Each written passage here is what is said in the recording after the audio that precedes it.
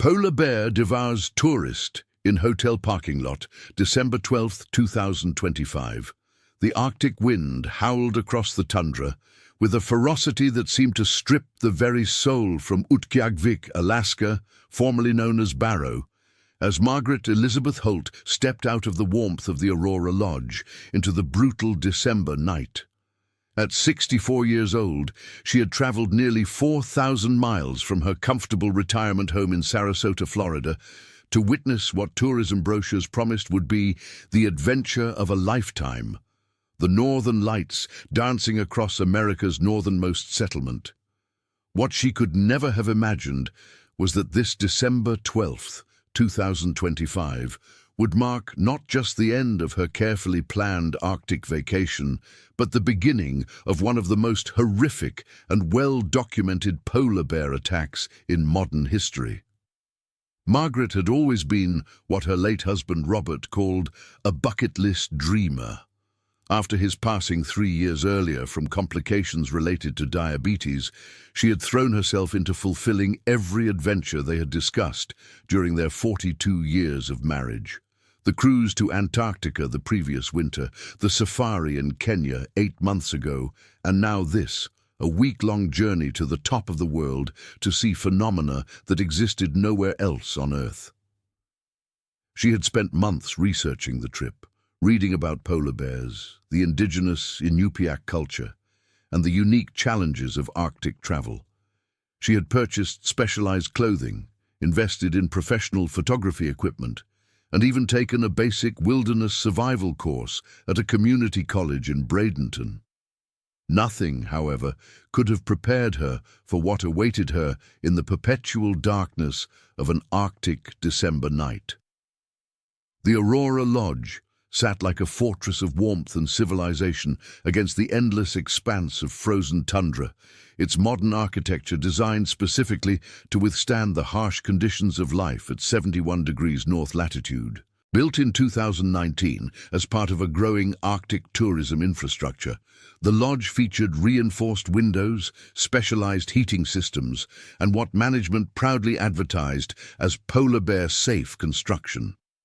The building itself was a marvel of engineering, designed by Seattle-based architect Jonathan Mills specifically for extreme weather conditions, with walls containing 18 inches of insulation and foundations that extended 12 feet into the permanently frozen ground to prevent shifting as the permafrost occasionally fluctuated with climate changes. Margaret had arrived at the lodge 5 days earlier as part of a group tour organized by Northern Expeditions, a Minneapolis-based adventure travel company that specialized in Arctic experiences.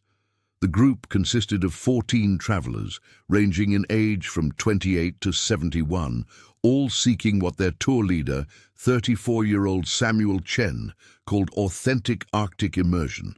Sam had been guiding Arctic tours for 8 years, ever since completing his master's degree in Arctic studies at the University of Alaska Fairbanks. He was known for his encyclopedic knowledge of polar bear behavior, his ability to spot aurora activity hours before it became visible to untrained eyes, and his meticulous attention to safety protocols that had earned him recognition from the Alaska Department of Fish and Game. The other members of the group had become like a temporary family over the past 5 days. There was Dr. Patricia Lundgren, a recently retired orthopedic surgeon from Minneapolis who had dreamed of Arctic travel since reading about Ernest Shackleton as a child. At 67, Patricia brought a medical expertise that proved invaluable when fellow traveler James Morrison, a 45-year-old accountant from Denver, had suffered a mild case of altitude adjustment issues on their second day. James had initially been reluctant to join the trip, pushed into it by his wife Sandra, who believed the adventure would help him overcome the depression that had settled in after losing his job during corporate restructuring 6 months earlier. Sandra Morrison, a 43-year-old elementary school teacher, had used most of their savings for this trip, viewing it as an investment in their marriage and James's mental health. She had researched polar bear safety extensively after reading news reports of increasing human-bear encounters across the Arctic, where climate change was forcing the massive predators to venture closer to human settlements in search of food, as traditional sea ice hunting grounds disappeared earlier each year. The youngest members of the group were Tyler and Jessica Walsh, newlyweds from Portland, Oregon, who had chosen an Arctic honeymoon over traditional tropical destinations. Tyler, 28, worked as a software engineer for a renewable energy company, while Jessica, 31, was a freelance photographer who had sold her work to National Geographic and hoped to build a portfolio of Arctic images.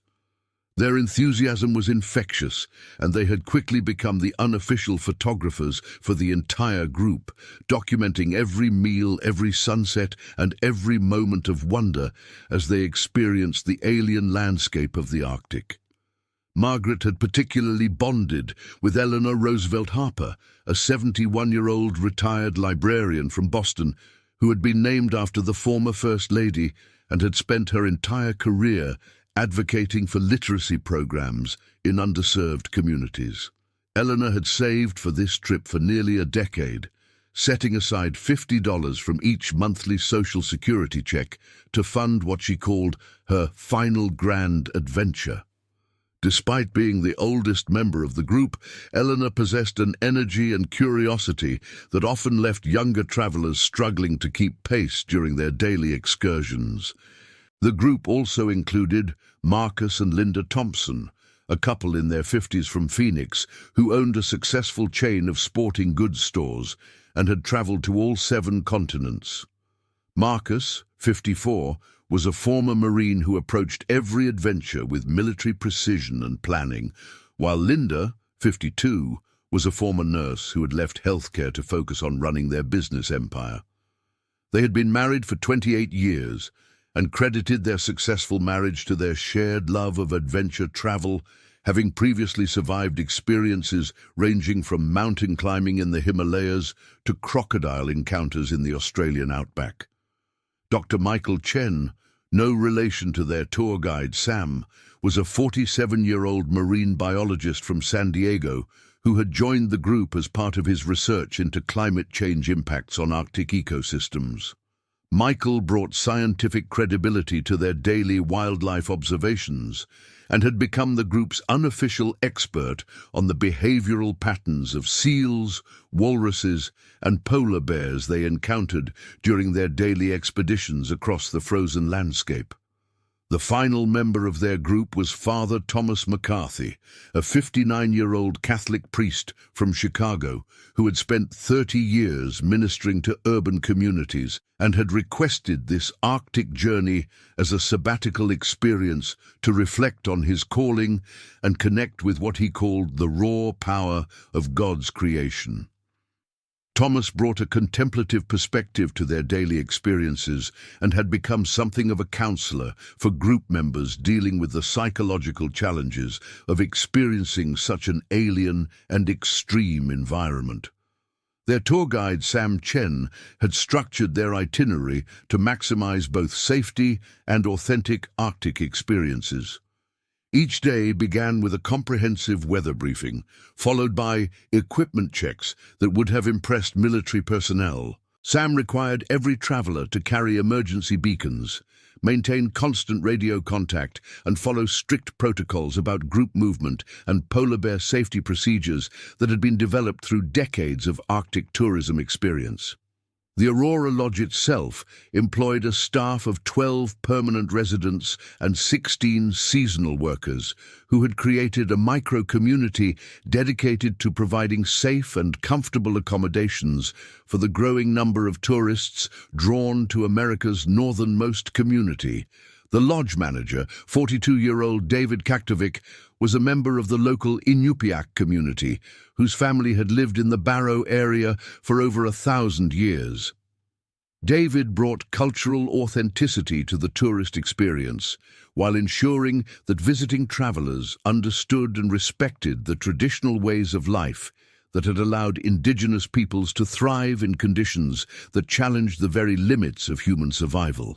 David's assistant manager, 36-year-old Rachel Winters, had moved to Barrow from Anchorage 7 years earlier, drawn by what she called the purity of Arctic living after completing a doctorate in anthropology at the University of Alaska. Rachel served as a cultural liaison between the lodge guests and the local Inupiaq community, organizing evening presentations about traditional hunting techniques, indigenous art forms, and the complex relationship between native peoples and the polar bears that had shaped thousands of years of Arctic culture. The lodge's head of security was 49-year-old Robert Ukey, a former Alaska State Trooper who had specialized in wildlife encounters and had personally dealt with over 300 polar bear incidents during his 20-year law enforcement career. Robert maintained the lodge's polar bear deterrent systems, which included motion-activated floodlights, emergency sirens, and a supply of noise-making devices designed to frighten bears away from the building without causing permanent harm to the animals. On the evening of December 12, 2025, the temperature had dropped to -37 degrees Fahrenheit, with wind gusts reaching 45 miles per hour that created a wind chill factor approaching -70 degrees. These conditions were considered normal for December in Utqiagvik, where the sun had set on November 18th and would not rise again until January 23rd, creating a period of perpetual darkness that locals called the polar night. Margaret had spent the afternoon inside the lodge, writing in the detailed journal she had maintained throughout her Arctic adventure. Her daily entries captured not just the external experiences of Arctic travel, but her internal journey of processing grief, rediscovering independence, and finding meaning in the final chapters of her life. Her entry for December 12th began with observations about the aurora activity that had been visible the previous night, describing colors that seemed to exist nowhere else in nature and a sense of spiritual connection that she had not experienced since Robert's funeral 3 years earlier. The evening meal had been particularly festive as the group celebrated the successful completion of their penultimate day of Arctic exploration. Sam Chen had announced that weather conditions for the following day looked favorable for their final excursion to observe polar bears in their natural habitat, a trip that would take them 15 miles east of the lodge to an area known for consistent polar bear activity during the winter months. Dr. Patricia Lundgren had shared stories from her medical career, describing surgical procedures she had performed in conditions ranging from inner city to rural emergency rooms to medical missions in developing countries. Her tales of professional challenges and triumphs had provided entertainment and inspiration for the group, while also establishing her credentials as someone capable of handling medical emergencies should they arise during their Arctic adventure. James and Sandra Morrison had seemed more relaxed than at any point during their week-long journey, with James finally appearing to shed the depression that had shadowed him since losing his job. Sandra had photographed him laughing genuinely for the first time in months as he listened to Father Thomas McCarthy describe his experiences ministering to Chicago's homeless population during brutal Midwest winters that suddenly seemed tropical compared to their current Arctic environment. Tyler and Jessica Walsh had spent the afternoon reviewing and organizing the thousands of photographs they had captured during their 5 days of Arctic exploration. Their images documented not just the stark beauty of the polar landscape, but the gradual transformation of their group from strangers into a temporary family, bound together by shared experiences that existed at the very edges of normal human experience. Eleanor Roosevelt Harper had entertained the group with stories from her decades as a librarian, describing encounters with patrons that ranged from heartwarming to bizarre, and explaining how her work with literacy programs had taken her to communities across New England, where she had witnessed the transformative power of education and reading in people's lives. Marcus and Linda Thompson had shared adventures from their travels to all 7 continents, providing context for their Arctic experience by comparing it to everything from Antarctic ice camping to Sahara desert survival. Their stories establish them as experienced adventure travelers, while also highlighting the unique challenges and rewards of Arctic exploration. Dr. Michael Chen had spent the evening analyzing water samples and atmospheric readings he had collected throughout their week-long journey, explaining to the group how their tourist experience was contributing to scientific understanding of climate change impacts on Arctic ecosystems. His data collection had documented ice thickness measurements, temperature variations, and wildlife population observations that would become part of ongoing research into how rapidly changing Arctic conditions were affecting both indigenous communities and the polar bears that had evolved to thrive in this harsh environment. Father Thomas McCarthy had led the group in what he called evening reflection, a non-denominational meditation practice that encouraged travelers to process their experiences and connect with the spiritual dimensions of their Arctic journey.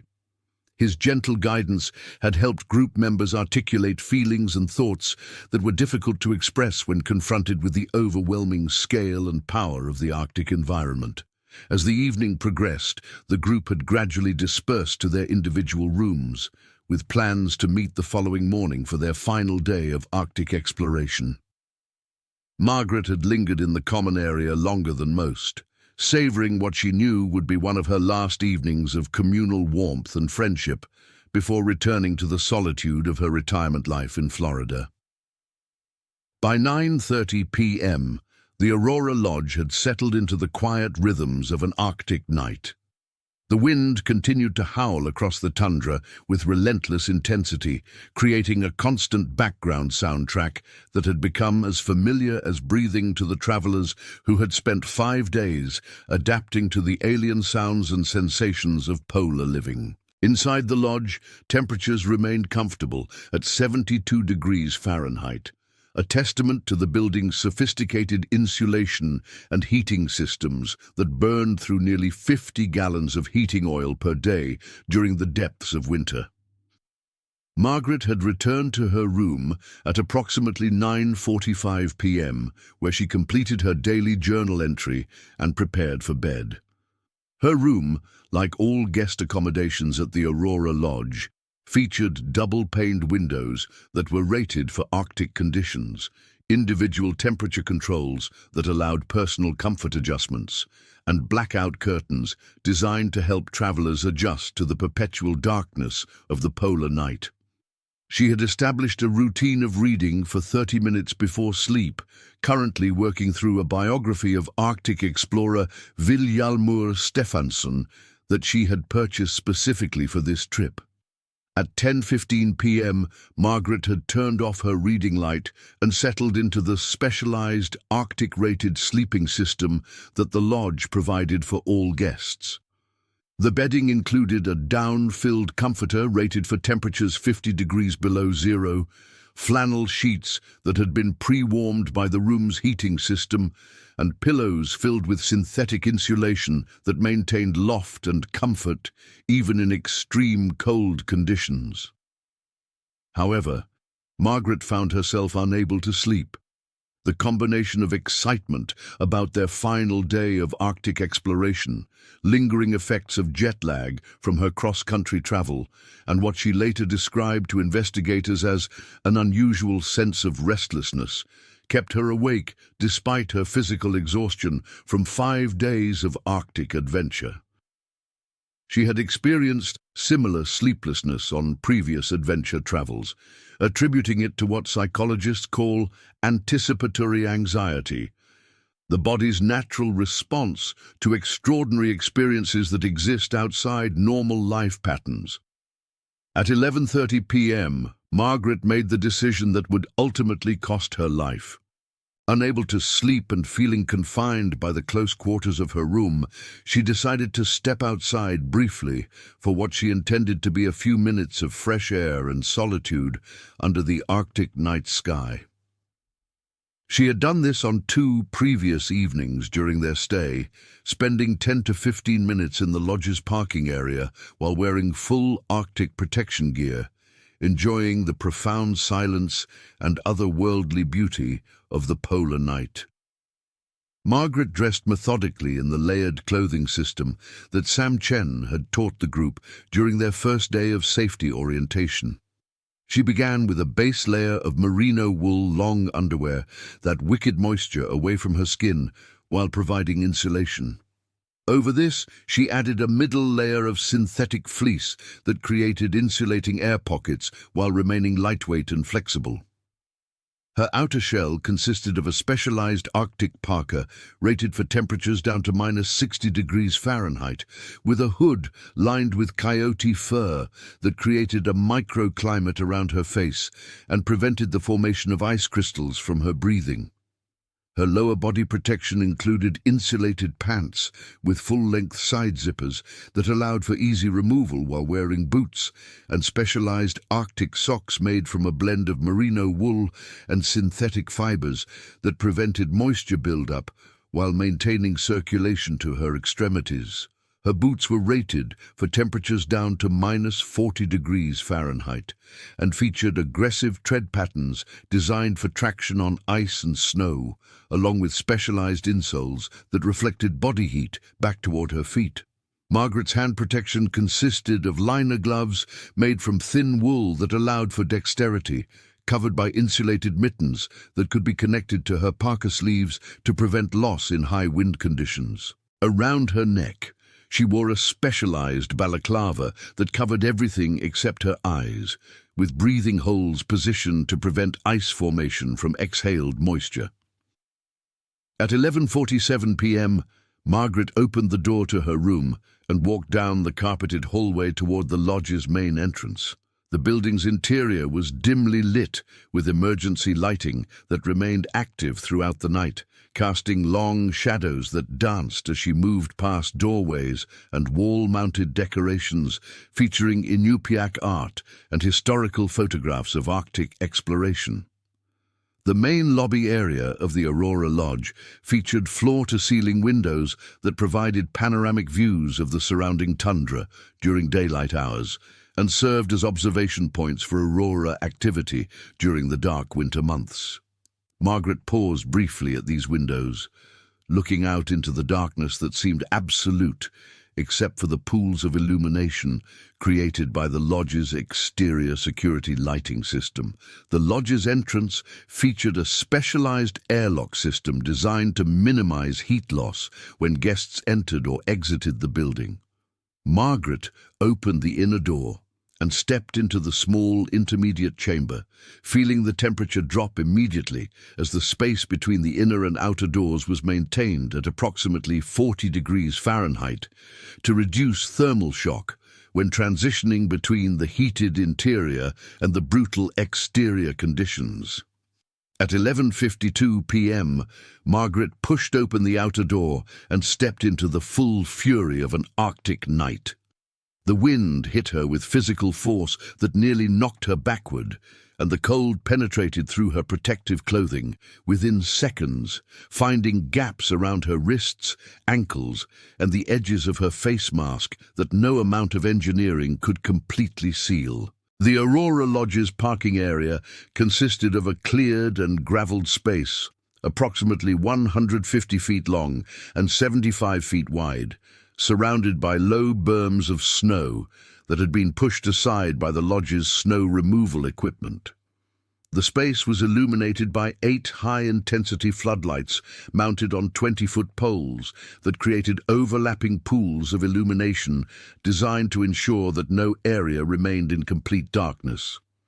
This lighting system served dual purposes, providing safety and security for guests and staff who needed to access vehicles during the perpetual darkness of winter, and serving as a polar bear deterrent system that was supposed to discourage wildlife from approaching the building. Margaret walked approximately 30 feet from the lodge entrance toward the center of the parking area, her boots crunching through wind-blown snow that had accumulated despite regular maintenance efforts.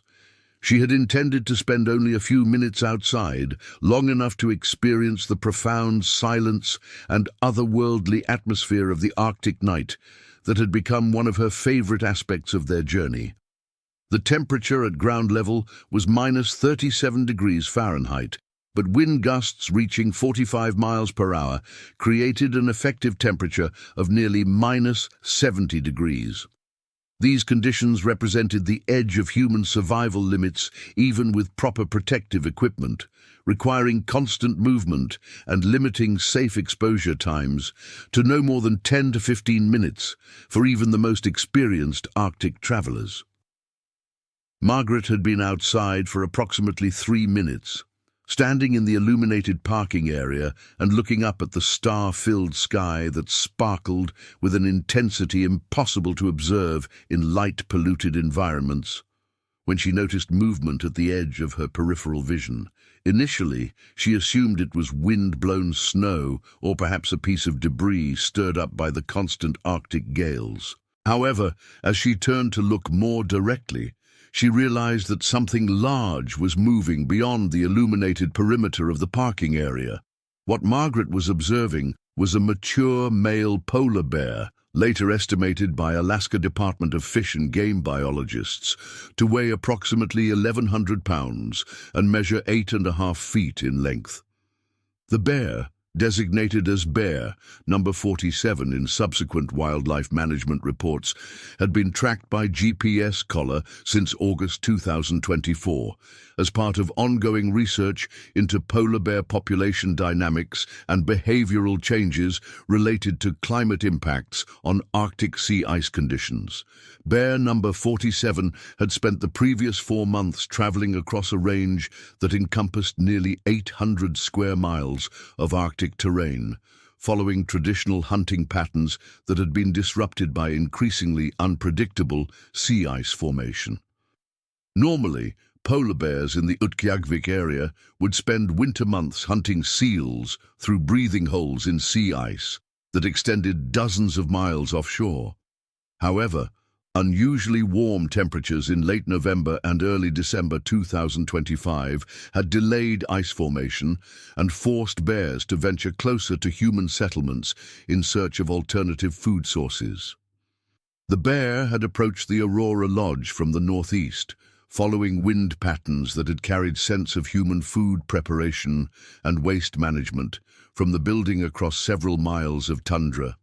Polar bears possess one of the most sensitive olfactory systems in the animal kingdom, capable of detecting scents from distances exceeding 20 miles under favorable wind conditions.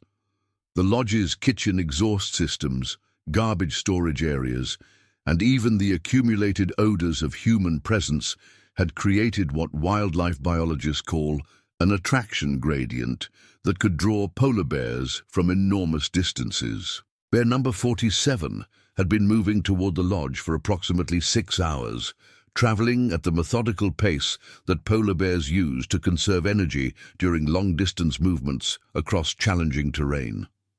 The bear's approach had not been random or impulsive, but rather represented a calculated investigation of potential food sources by an apex predator operating according to millions of years of evolutionary programming.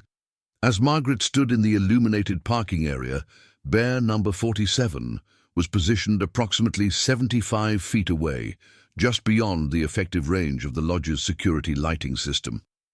The bear had been observing the building and its surroundings for nearly 20 minutes, demonstrating the patient intelligence that makes polar bears one of the most successful predators in the world. The animal was using natural wind patterns and terrain features to mask its presence, while gathering information about this unusual environment that represented both potential opportunity and possible danger. Polar bears are fundamentally different from other bear species in their relationship with humans. While black bears and grizzly bears typically avoid human contact and attack only when surprised or protecting cubs, polar bears view humans as potential prey. This behavioral difference stems from their evolution in an environment where they are the unchallenged apex predator, where food sources are scarce and widely scattered, and where survival requires opportunistic exploitation of any available protein source. Bear number 47 had previous experience with human settlements, having been observed on 4 separate occasions near Utqiagvik.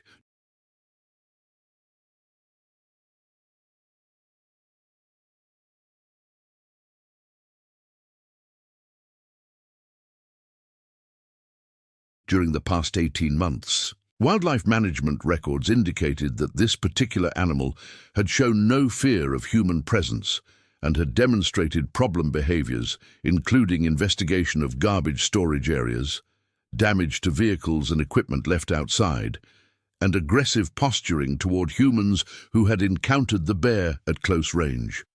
The Alaska Department of Fish and Game had classified bear number 47 as a management concern animal due to these previous interactions, but had not taken removal action because the bear's behaviors, while problematic, had not yet escalated to direct aggression toward humans. This classification would prove tragically inadequate when faced with the circumstances that developed on December 12, 2025. As Margaret continued to stand in the parking area, enjoying what she intended to be a brief communion with the Arctic night, bear number 47 began to move closer to the lodge's illuminated perimeter. The bear's movements were deliberate and calculated, demonstrating the stalking behavior that polar bears use when approaching prey. The animal remained low to the ground, using available cover to mask its approach while maintaining visual contact with the human figure standing under the bright security lights. Polar bears are capable of remarkable stealth despite their enormous size. Their fur-covered paws act as natural sound dampeners, allowing animals weighing over 1,000 pounds to move across snow and ice with virtually no noise. Their white coloration provides perfect camouflage in Arctic conditions, making them nearly invisible until they are close enough to launch an attack. These evolutionary adaptations had allowed bear number 47 to approach within 50 feet of Margaret's position without being detected. At 11:58 p.m., Margaret finally noticed the polar bear's presence. Her first reaction was not fear, but rather excitement and wonder at seeing one of the magnificent creatures that had brought her to the Arctic. During their week-long stay, the tour group had observed polar bears on 3 previous occasions, but always from the safety of heated vehicles or from distances exceeding several hundred yards. This close encounter represented exactly the kind of authentic Arctic experience that northern expeditions advertised and that Margaret had traveled 4,000 miles to experience. Margaret's initial response was to reach for the camera that she carried in an external pocket of her Arctic parka, hoping to capture photographs of this unexpected wildlife encounter that would serve as the pinnacle of her Arctic adventure documentation. She had no way of knowing that polar bears at close range represent one of the most dangerous wildlife encounters possible, or that her presence in the illuminated parking area had transformed her from a tourist observer into a potential prey item in the mind of an apex predator. Bear number 47 interpreted Margaret's movement toward her camera as a sign of vulnerability rather than an attempt at photography. In the predator-prey dynamics that govern polar bear behavior, any movement that does not involve immediate retreat or defensive posturing is perceived as an indication that the potential prey item is unaware of danger and therefore represents an accessible target. The bear began to move more rapidly toward Margaret's position, covering the remaining 50 feet of distance in a matter of seconds. Polar bears are capable of achieving speeds up to 35 miles per hour across snow and ice, despite their massive size and apparent bulk. Their powerful limbs and specialized paw structure allow them to generate tremendous traction and acceleration, particularly when motivated by hunger or the pursuit of prey. Margaret's first indication that her situation had become dangerous came when she heard the sound of the bear's breathing as it approached her position. Polar bears, unlike other bear species, do not typically make vocalizations when hunting or approaching prey. Instead, their respiratory patterns become more pronounced as their excitement and energy levels increase in preparation for an attack. At 11:59 p.m., Margaret looked up from her camera to see bear number 47 positioned less than 20 feet away, moving directly toward her with unmistakable predatory intent. For the first time since stepping outside the Aurora Lodge, she realized that she was not experiencing a wonderful wildlife observation opportunity, but rather had become the target of one of nature's most efficient predators. Margaret's survival training, limited as it was from her community college wilderness course, provided conflicting guidance for polar bear encounters. The course had covered black bear and grizzly bear safety, emphasizing techniques like making oneself appear larger, making noise, and avoiding direct eye contact. However, these strategies, while effective with other bear species, are not only useless against polar bears, but can actually increase the likelihood of an attack by signaling vulnerability. Margaret's first instinct was to run, a reaction that proved to be exactly the wrong response when facing a polar bear. Running triggers the chase instinct in predatory animals and signals to the bear that the human recognizes itself as prey. Additionally, humans are incapable of outrunning polar bears across any terrain, particularly in Arctic conditions where protective clothing limits mobility and traction is compromised by snow and ice. As Margaret turned toward the lodge entrance and began running, bear number 47 shifted into full pursuit mode. The bear's powerful limbs propelled its massive body across the intervening distance in a matter of seconds, covering ground at a speed that made Margaret's panicked flight appear to be occurring in slow motion.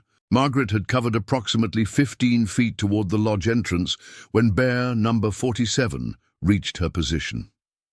The initial contact occurred at exactly 12 a.m. on December 13th, 2025. When the bear's right paw struck Margaret in the middle of her back with sufficient force to knock her forward onto the snow-covered gravel surface of the parking area. The impact of the bear's paw, which wildlife biologists later estimated delivered approximately 800 pounds of force, was sufficient to break several of Margaret's ribs and cause internal injuries that would have been life-threatening even if the attack had ended immediately. However, for bear number 47, the initial strike was merely the first step in a predatory sequence that had been refined through millions of years of evolution. Margaret's fall onto the snow-covered parking lot surface was cushioned slightly by the protective padding of her Arctic clothing, but the bear's follow-up actions ensured that this minimal protection would prove inadequate. Bear number 47 immediately positioned itself over Margaret's prone body, using its massive weight and size to prevent any possibility of escape.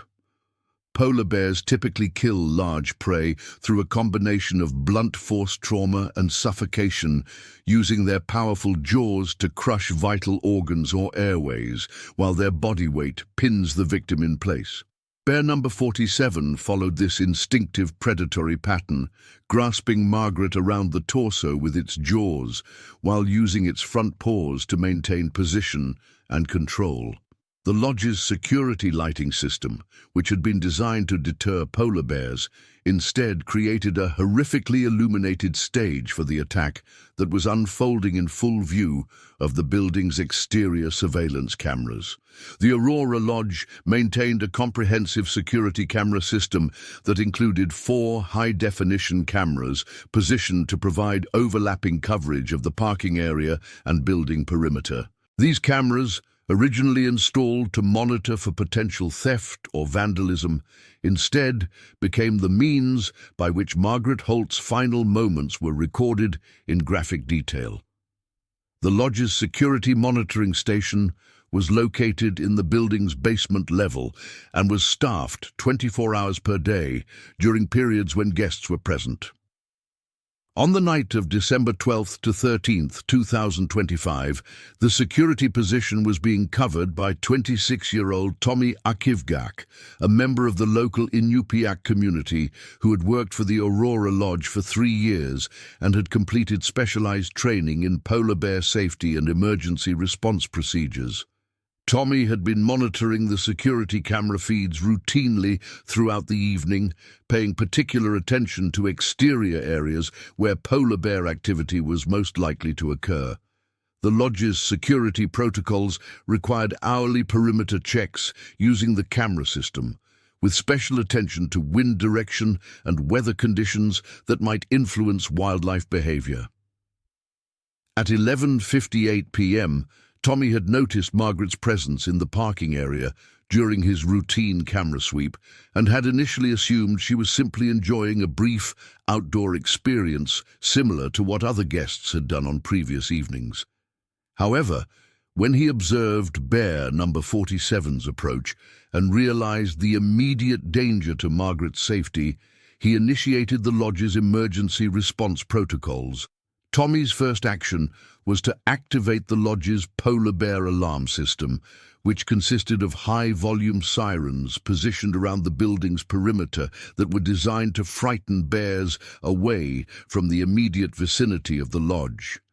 These sirens, which produced sound levels exceeding 120 decibels, had proven effective in previous incidents where polar bears had approached the building without making contact with human beings. Unfortunately, once a polar bear has made physical contact with prey, alarm systems typically become ineffective because the bear's predatory instincts override its natural caution about unfamiliar sounds.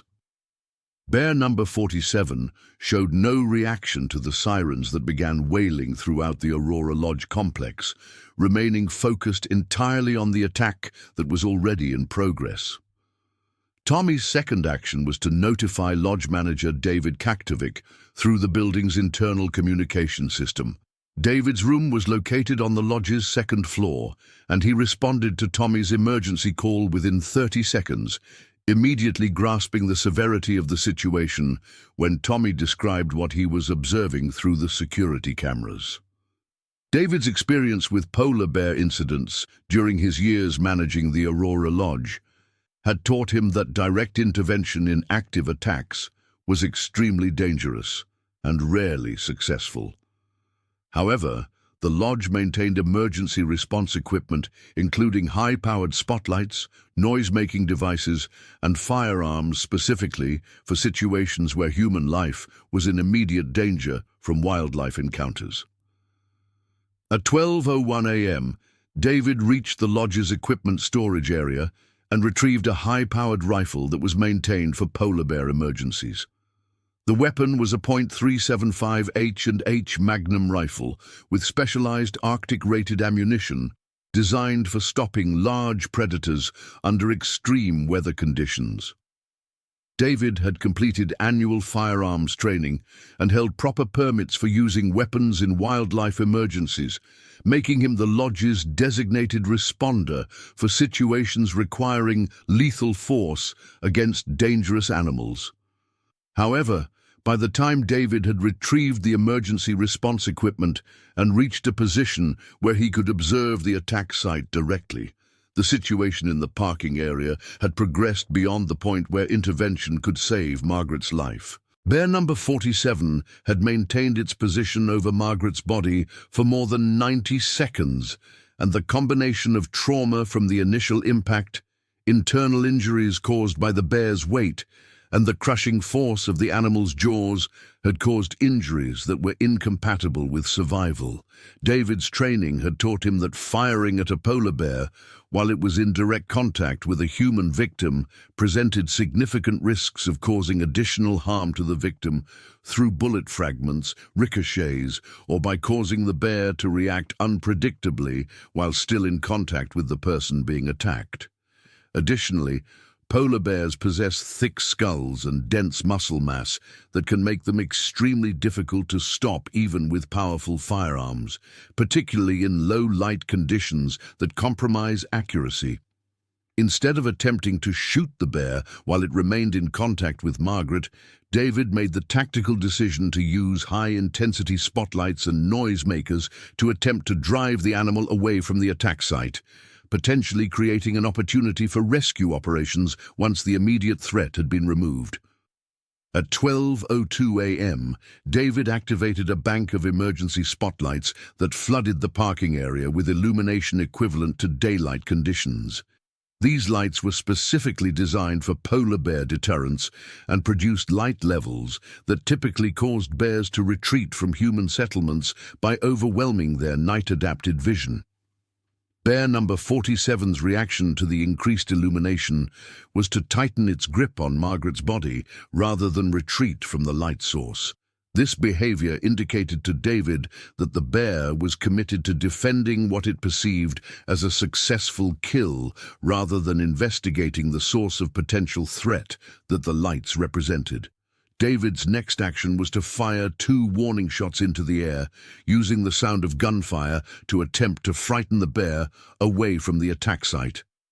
The .375 H&H Magnum rifle produced sound levels exceeding 140 decibels, creating noise that should have been sufficient to cause even a committed polar bear to reconsider its position relative to human activity. However, bear number 47 continued to maintain its position over Margaret's body, demonstrating the determination that makes polar bears uniquely dangerous among North American wildlife species. The bear's behavior indicated that it had committed to defending its kill against any potential threats, regardless of the source or intensity of interference from human activities. By 12:03 a.m., it had become clear to David that Margaret was beyond rescue and that the primary concern had shifted to preventing additional casualties by ensuring that the bear did not attempt to bring its prey into the lodge building or remain in the immediate vicinity where it might threaten other guests or staff members. Inside the Aurora Lodge, the sound of sirens and gunfire had awakened all 14 members of the tour group, along with the 12 staff members who were present during the winter season. Sam Chen, the group's tour leader, immediately recognized the sounds as indicators of a polar bear emergency and began implementing the safety protocols that he had reviewed with the group during their first-day orientation session. Sam's first action was to ensure that all tour group members remained in their rooms with doors locked until the external threat had been resolved. His training had taught him that polar bears were capable of breaking through standard building materials if sufficiently motivated, and that human movement within the building could potentially attract the bear's attention toward the lodge interior. Sam used the lodge's internal communication system to contact each tour group member individually, confirming their safety and providing instructions to remain in their rooms until further notice. His calm and professional demeanor helped prevent panic among the tourists, most of whom had no previous experience with dangerous wildlife encounters and were struggling to understand the nature of the emergency occurring outside their building. Dr. Patricia Lundgren, with her medical background, immediately understood the implications of what Sam was describing and began mentally preparing for potential trauma treatment scenarios. Her medical training had included emergency medicine rotations, and she understood that polar bear attacks typically resulted in injuries that required immediate surgical intervention and advanced trauma care that would not be available in Utqiagvik. James and Sandra Morrison held each other in their room as the sounds of the emergency response continued outside, both realizing that their Arctic adventure had transformed from a healing experience into a life-threatening situation that highlighted how quickly conditions could change in extreme environments. Tyler and Jessica Walsh attempted to observe the emergency response through their room's window, but the angle of their accommodation prevented them from seeing the parking area where the attack was occurring. Jessica's photographer instincts compelled her to document what was happening, but Tyler prevented her from leaving their room, recognizing that their safety depended on following Sam's instructions to remain inside until the danger had passed. Eleanor Roosevelt Harper, despite being the oldest member of the tour group, remained remarkably calm during the emergency, drawing on decades of experience managing crisis situations in urban library environments. Her composure provided stability for other group members who communicated with her through the lodge's internal phone system during the hour that followed the initial emergency response. Marcus and Linda Thompson's adventure travel experience had included previous encounters with dangerous wildlife in various international destinations, but they recognized that polar bear attacks represented a uniquely severe threat that required complete adherence to professional safety protocols. Their military and medical backgrounds helped them understand the tactical decisions being made by lodge staff and the reasons why direct intervention in the attack was not feasible. Dr. Michael Chen used his scientific background to process what was occurring, understanding the behavioral and biological factors that drove polar bear predatory behavior, while recognizing that their group's safety depended entirely on the expertise of lodge staff who dealt with these situations as part of their regular responsibilities. Father Thomas McCarthy spent the emergency response time in prayer, both for Margaret's safety and for the souls of everyone involved in the unfolding tragedy. His spiritual training had prepared him to provide comfort and guidance during crisis situations, but the extreme nature of polar bear attacks challenged even his extensive experience with human suffering and tragedy. Outside the lodge, David Kaktovic continued his attempts to drive bear number 47 away from the attack site.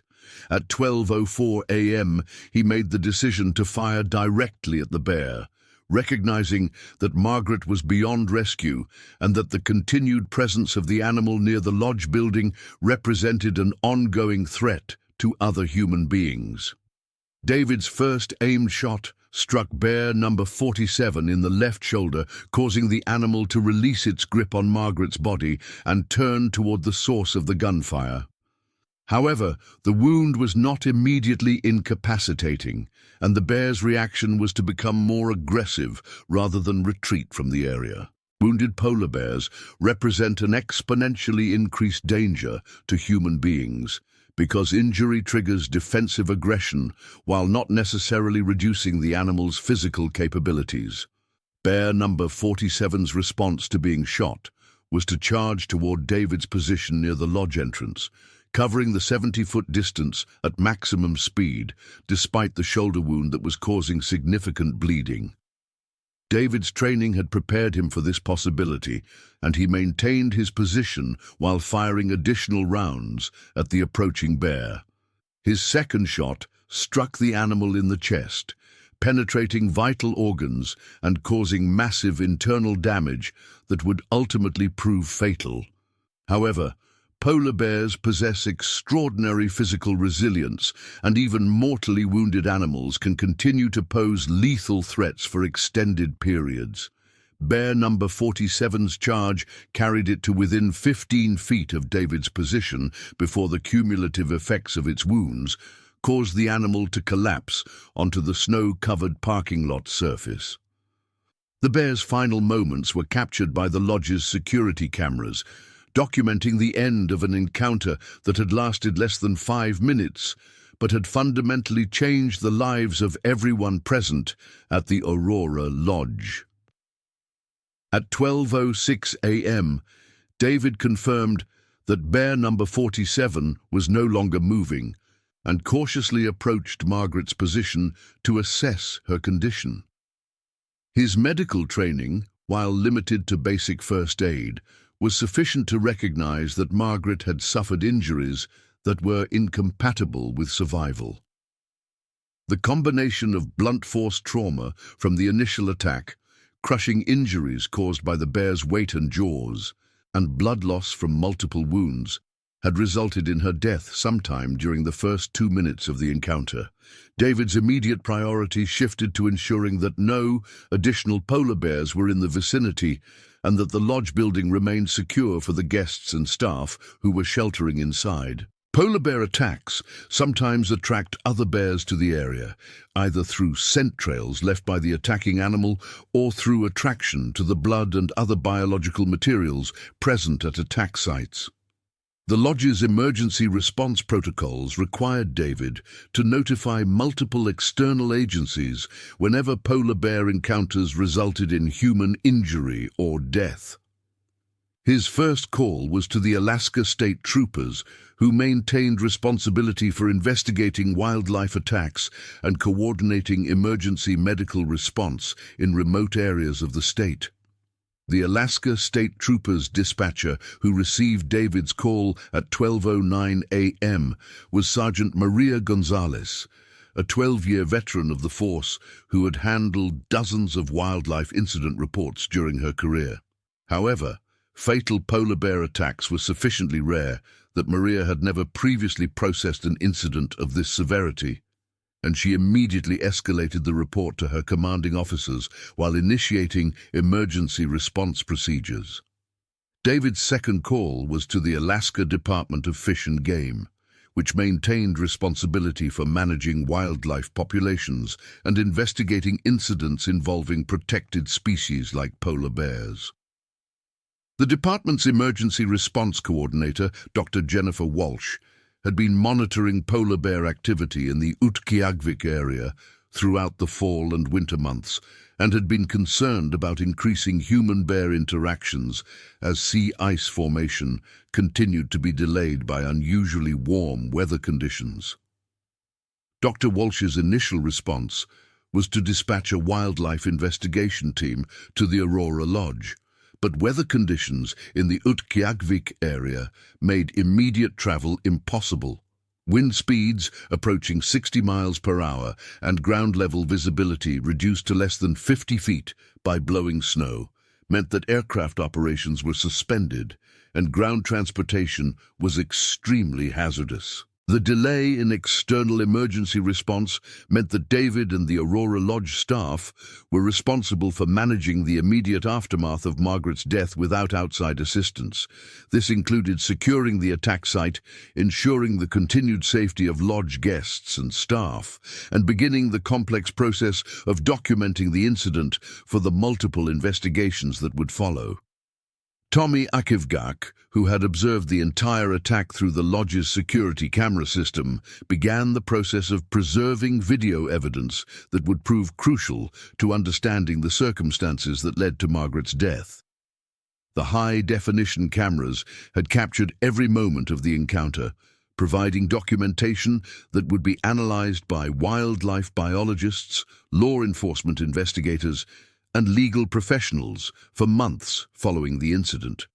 Dr. Patricia Lundgren, despite being unable to provide medical assistance to Margaret, offered her expertise to lodge staff who were processing the emotional trauma of witnessing the attack. Her medical background included training in psychological first aid, and she recognized that everyone present would require professional support to process the psychological impact of experiencing such a violent and sudden death. Sam Chen took responsibility for managing communications with the tour group members, ensuring that they understood the situation while preventing them from being exposed to details that might cause additional psychological trauma. His experience as a professional guide had taught him that clients looked to him for leadership and emotional stability during crisis situations, and he drew on 8 years of Arctic guiding experience to maintain calm and professional demeanor despite his own shock at what had occurred. The Aurora Lodge's isolation meant that external emergency response would be delayed for several hours at minimum, leaving the lodge staff and tour group to process Margaret's death without the support systems that would normally be available in populated areas. The psychological impact of this isolation was compounded by the knowledge that they remained in an environment where additional polar bear encounters were possible at any time. David made the decision to move Margaret's body into a secure storage area within the lodge building, both to preserve evidence for the investigation and to prevent additional wildlife from being attracted to the attack site. This process required careful coordination between lodge staff members and took nearly 30 minutes to complete safely. The removal of Margaret's body from the parking area revealed the extent of damage that bear number 47 had inflicted during the brief but intense attack. Blood evidence was scattered across an area approximately 20 feet in diameter, and Margaret's Arctic clothing had been shredded by the bear's claws and teeth, demonstrating the incredible force that polar bears can generate when attacking prey. David's examination of the attack site also revealed tracking evidence that showed bear number 47 had been in the vicinity of the lodge for an extended period before the encounter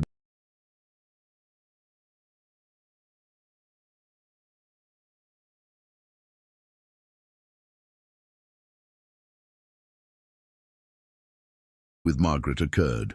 Paw prints in the snow indicated that the bear had circled the building at least twice and had investigated the lodge's garbage storage area before positioning itself to observe the parking area where Margaret eventually appeared. This evidence suggested that bear number 47's attack was not a random encounter, but rather represented a calculated predatory approach by an animal that had specifically targeted the Aurora Lodge as a potential food source.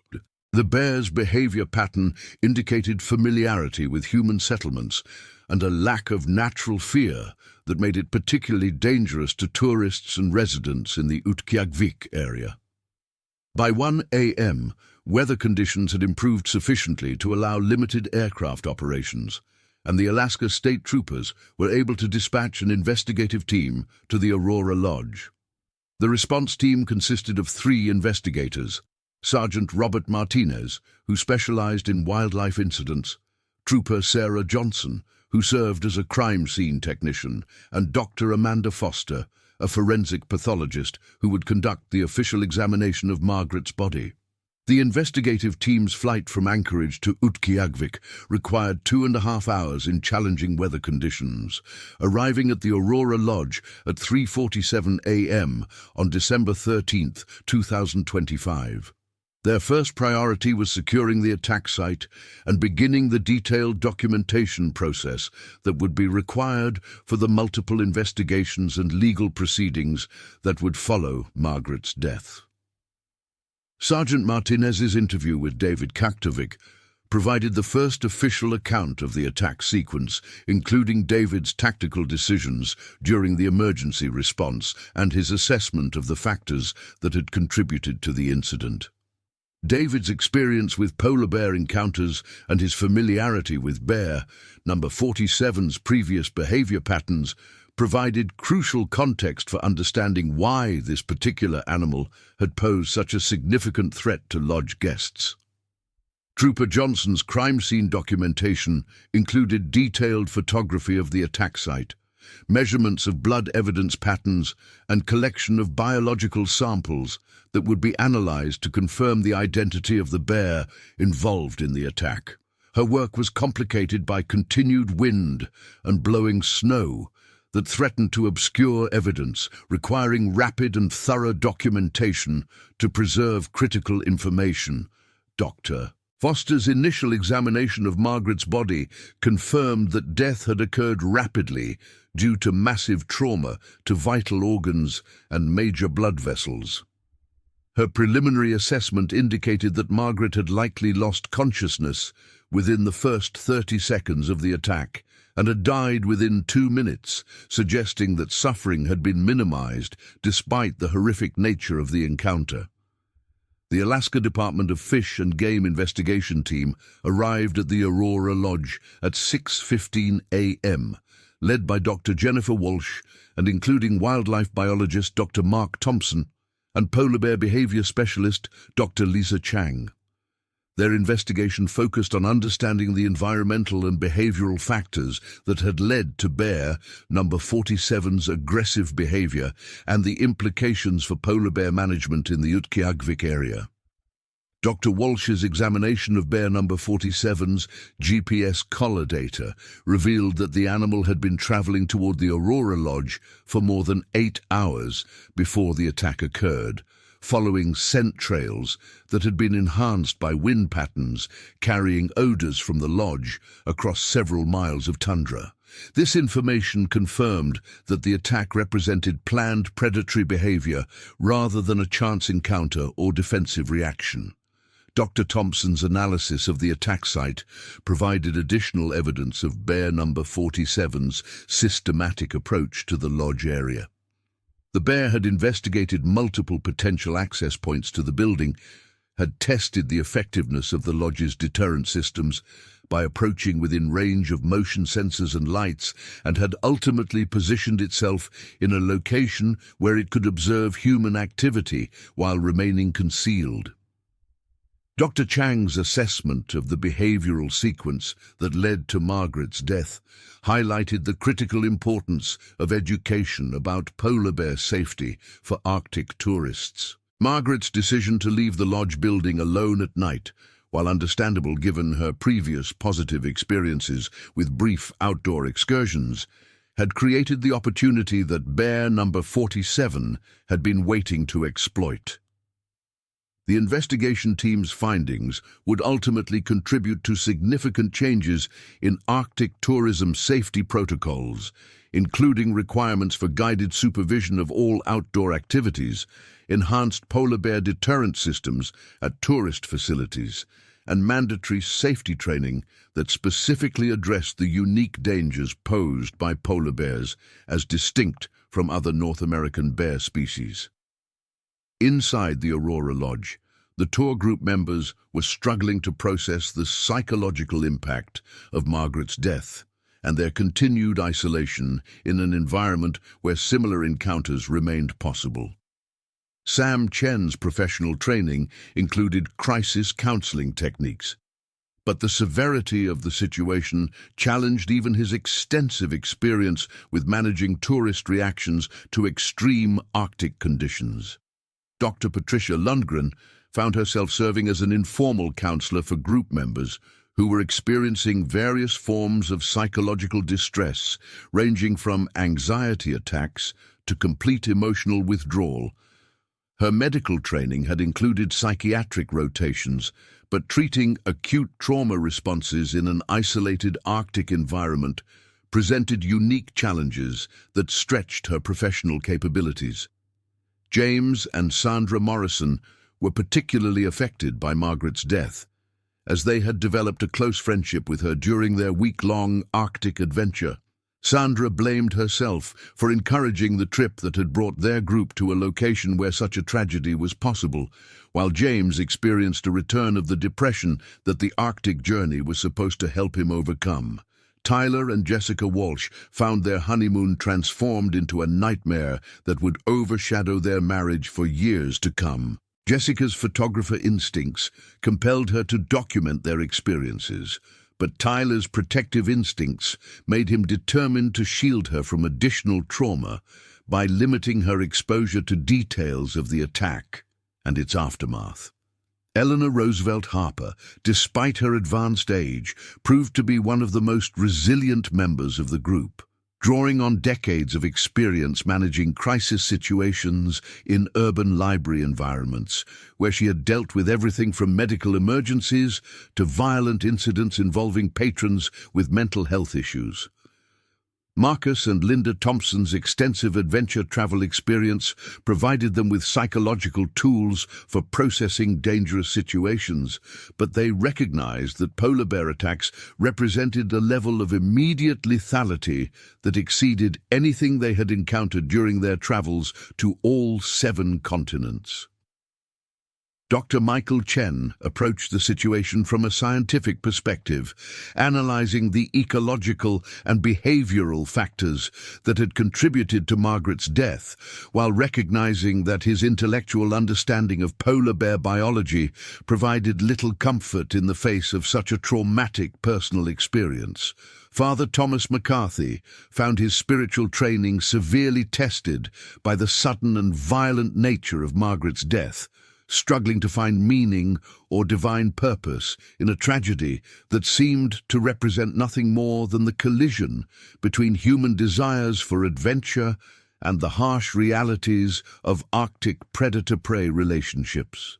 The Aurora Lodge staff members were dealing with their own psychological trauma while maintaining responsibility for guest safety and cooperating with the multiple investigations that were examining every aspect of the incident. David Kaktovic faced particular stress as the person who had made tactical decisions during the emergency response and who bore ultimate responsibility for guest safety at the facility he managed. Tommy Akivgak, who had observed the entire attack through security cameras, suffered from what psychologists would later diagnose as post-traumatic stress disorder related to his helpless observation of Margaret's death. His cultural background included traditional Inupiaq teachings about the relationship between humans and polar bears, but these teachings provided little comfort when faced with the reality of witnessing such a violent death. Rachel Winters found her academic background in anthropology challenged by the raw, emotional reality of experiencing a polar bear attack firsthand. Her scholarly understanding of indigenous relationships with Arctic wildlife seemed inadequate when confronted with the modern reality of tourism, bringing unprepared southern visitors into contact with apex predators that had evolved to view humans as prey. Robert Uki's background as a former Alaska State Trooper provided him with experience processing violent deaths, but he recognized that Margaret's case would receive extraordinary attention from media, legal, and political perspectives due to the nature of Arctic tourism and the increasing frequency of human polar bear interactions across the Arctic region. The investigation into Margaret's death would ultimately extend over 18 months and involve multiple agencies, expert witnesses, and legal proceedings that examined every aspect of Arctic tourism safety protocols. The case became a landmark legal precedent for wilderness tourism liability and resulted in fundamental changes to how adventure travel companies managed risks in extreme environments. The immediate aftermath of the attack required careful coordination between multiple agencies to manage the complex logistics of investigating a death in one of the most remote and challenging environments on Earth. Weather conditions continued to impact transportation and communication capabilities, forcing investigators to adapt standard procedures to Arctic realities. The Alaska State Troopers' investigation focused on determining whether criminal negligence had contributed to Margaret's death, examining the Aurora Lodge's safety protocols, staff training, and emergency response capabilities. Their investigation would ultimately conclude that the lodge had followed established industry standards and that Margaret's death represented a tragic accident rather than the result of criminal behavior.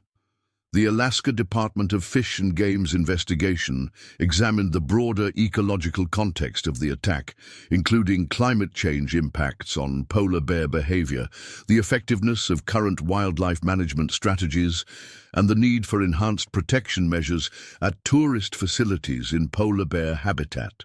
The National Transportation Safety Board became involved in the investigation due to the potential implications for aviation safety in Arctic regions, as the delay in emergency response had been partly attributable to weather conditions that grounded aircraft during critical hours following the attack.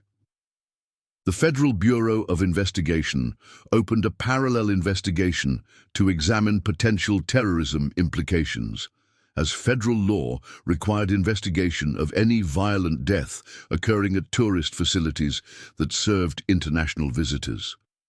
This investigation was ultimately closed after determining that the attack represented wildlife predation rather than any form of criminal activity. Margaret's family in Florida was notified of her death by Florida State Police officers who arrived at her Sarasota home at 8:30 a.m. on December 13, 2025. Her daughter, Dr. Sarah Holt Williams, a pediatrician in Tampa, immediately began making arrangements to travel to Alaska to claim her mother's body and understand the circumstances that had led to her death.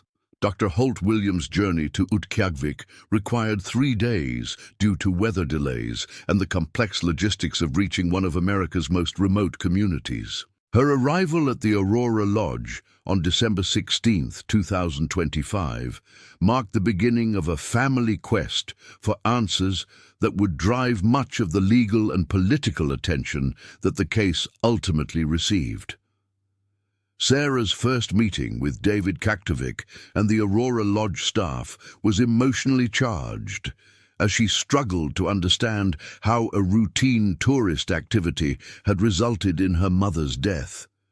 Her medical background allowed her to understand the clinical details of the attack, but her grief made it difficult to accept that such a tragedy could occur at a facility that marketed itself as providing safe Arctic experiences. The tour group members had remained at the Aurora Lodge for 2 additional days following Margaret's death, as weather conditions and the ongoing investigation prevented their departure. This extended stay in the location where the tragedy had occurred intensified the psychological trauma experienced by group members and created lasting bonds between people who had shared such an extreme experience. Sam Chen's professional reputation as a tour guide was forever changed by Margaret's death. Despite the recognition that he had followed proper safety protocols and had not been responsible for the decisions that led to the attack. His emotional recovery required months of professional counseling and a temporary break from Arctic guiding, while he processed his own trauma related to losing a client under his care. Dr. Patricia Lundgren's medical expertise had proven valuable during the crisis, but she struggled with guilt about her inability to provide medical assistance that might have saved Margaret's life. Her retirement from active medical practice was influenced by her recognition that even extensive medical training was inadequate when faced with the massive trauma caused by polar bear attacks. James and Sandra Morrison's marriage survived the traumatic experience, but their relationship with adventure travel was permanently changed. The couple returned to more conventional vacation destinations and became advocates for enhanced safety requirements in wilderness tourism, using their experience to educate other travelers about the real risks associated with extreme environment adventures. Tyler and Jessica Walsh's honeymoon experience influenced their approach to risk assessment throughout their marriage, making them more cautious about adventure activities while also strengthening their bond through their shared survival of a traumatic experience. Jessica's photographs from their Arctic journey became part of a memorial exhibition dedicated to Margaret's memory. Eleanor Roosevelt. Harper's resilience during the crisis inspired other group members and demonstrated that age alone did not determine how individuals would respond to extreme stress. Her recovery was aided by her extensive life experience with managing difficult situations, and she became an advocate for better preparation and support systems for elderly adventure travelers. Marcus and Linda Thompson's business background led them to become involved in efforts to improve safety standards across the adventure travel industry. Their experience with Margaret's death motivated them to use their resources and connections to push for regulatory changes that would prevent similar tragedies. Dr. Michael Chen's scientific background enabled him to contribute to research into climate change impacts on polar bear behavior and human-wildlife interactions in the Arctic. His first-hand experience with a fatal polar bear attack provided credibility to his advocacy for enhanced research funding and improved wildlife management strategies. Father Thomas McCarthy's spiritual crisis following Margaret's death ultimately strengthened his faith and his calling to serve others facing traumatic experiences.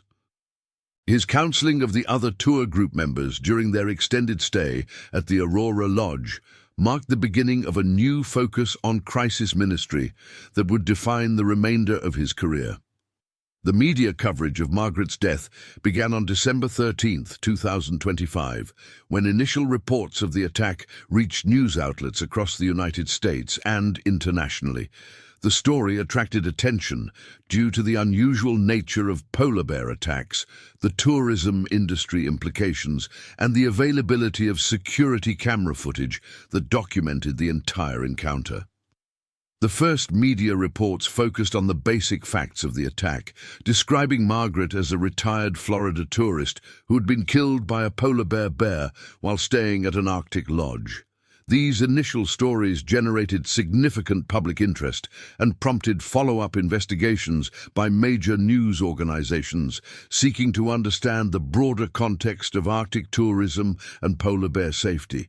The release of edited portions of the security camera footage with graphic content removed, but the basic sequence of events visible, created a viral news story that reached international audiences and sparked debates about wildlife management, tourism safety, and climate change impacts on Arctic ecosystems. Environmental organizations used Margaret's death to highlight the increasing frequency of human-polar bear interactions as climate change disrupted traditional Arctic ecosystems and forced polar bears to seek alternative food sources near human settlements. These groups argued that Margaret's death represented a predictable consequence of climate change impacts that required immediate action to address greenhouse gas emissions and protect Arctic habitats. Tourism industry representatives argued that Margaret's death represented an isolated incident that should not be used to restrict access to Arctic experiences that provided economic benefits to indigenous communities and educational opportunities for travelers seeking to understand climate change impacts firsthand. Legal experts debated the liability implications of wilderness tourism in environments where dangerous wildlife encounters were possible, examining questions about the extent to which adventure travel companies could be held responsible for deaths caused by wild animal attacks. The Alaska state government commissioned a comprehensive review of polar bear management policies and tourism safety regulations in response to the public attention generated by Margaret's death. This review would ultimately result in significant changes to wildlife management strategies and enhanced safety requirements for Arctic tourism operations. The federal government's response included congressional hearings examining climate change impacts on Arctic ecosystems and the adequacy of current wildlife protection measures. Margaret's death became a focal point for broader discussions about federal environmental policies and the balance between economic development and conservation in Arctic regions. International media coverage of the attack highlighted differences in wildlife management approaches between various Arctic nations and prompted discussions about coordinated international responses to polar bear conservation and human safety issues across the Arctic region. The long-term impact of Margaret's death extended far beyond the immediate tragedy, influencing policies, regulations, and practices that would affect Arctic tourism for decades to come.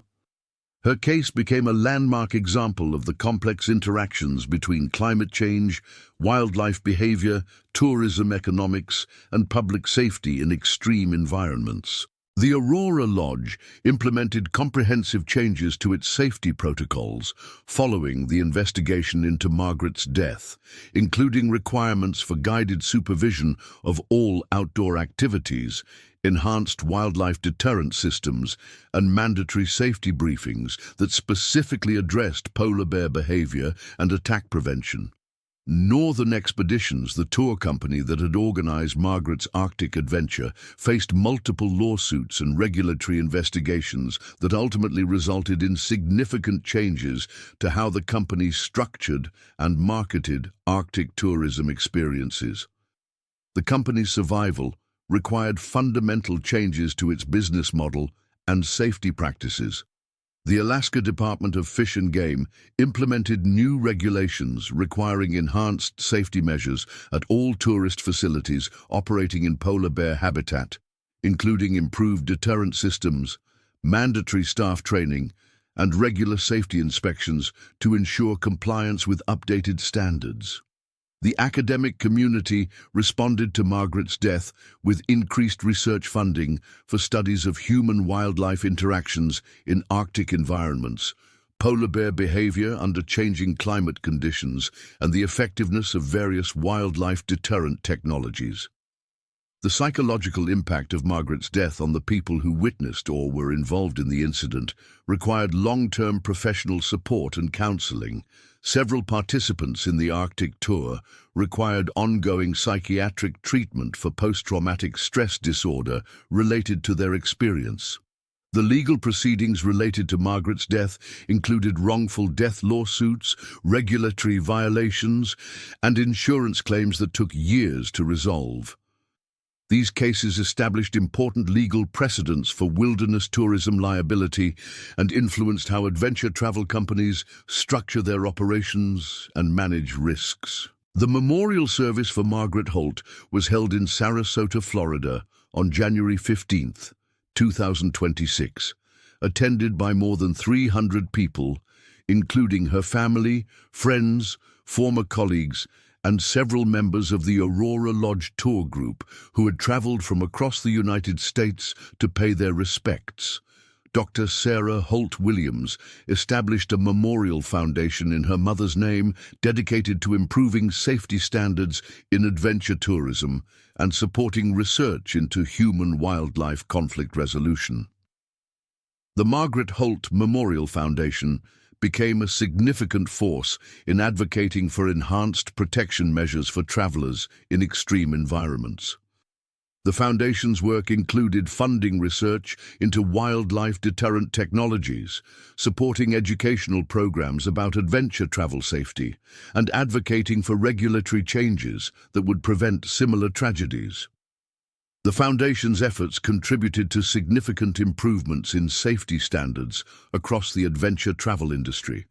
Margaret's personal belongings from her Arctic adventure, including her detailed journal documenting her week-long journey, were preserved by her family as a memorial to her courage and adventurous spirit. Her journal entries provided insight into her motivations for Arctic travel and her appreciation for the natural beauty of the polar environment. The journal's final entry, written on the afternoon of December 12, 2025, described Margaret's sense of spiritual connection to the Arctic landscape and her gratitude for the opportunity to experience one of Earth's most pristine and challenging environments. Her words provided a poignant reminder of the passion for adventure that had brought her to the Arctic and ultimately cost her life. The Arctic tourism industry was fundamentally changed by Margaret's death and the investigations, legal proceedings, and policy changes that followed. Enhanced safety requirements, improved staff training, and better wildlife deterrent systems became standard across the industry, making Arctic travel safer for future visitors. However, the changes also made Arctic tourism more expensive and less accessible, raising questions about the balance between safety and affordability in adventure travel. Some operators argued that excessive safety requirements would price middle-class travelers out of Arctic experiences, limiting these adventures to wealthy individuals who could afford enhanced safety measures. The climate change implications of Margaret's death continued to influence environmental policy discussions for years following the incident. Her case became a symbol of how climate change was creating new dangers and challenges that required adaptive management strategies and enhanced preparation for unpredictable environmental changes. The indigenous Inupiaq community in Utqiagvik was deeply affected by Margaret's death, as the incident highlighted the increasing challenges they faced in managing traditional relationships with polar bears in an era of increased tourism and climate change. Community leaders worked with government agencies to develop culturally appropriate responses to human-wildlife conflicts that respected traditional knowledge while incorporating modern safety technologies. The scientific community's response to Margaret's death included enhanced research into polar bear behavior, climate change impacts on Arctic ecosystems, and the development of more effective wildlife deterrent technologies. Research funding increased significantly, leading to important advances in understanding and managing human polar bear interactions. The media attention generated by Margaret's death contributed to increased public awareness of climate change impacts on Arctic environments and the challenges faced by both wildlife and human communities in adapting to rapidly changing conditions. The case became a frequently cited example of how climate change was creating new and unexpected risks for human activities in previously stable environments. Educational institutions incorporated Margaret's case into curricula, examining adventure tourism, wildlife management, climate change impacts, and crisis management. Her death became a case study that helped prepare future professionals to better understand and manage the complex risks associated with human activities in extreme environments. The tourism industry's response to Margaret's death included the development of enhanced safety certification programs, improved emergency response capabilities, and better integration between tourism operations and wildlife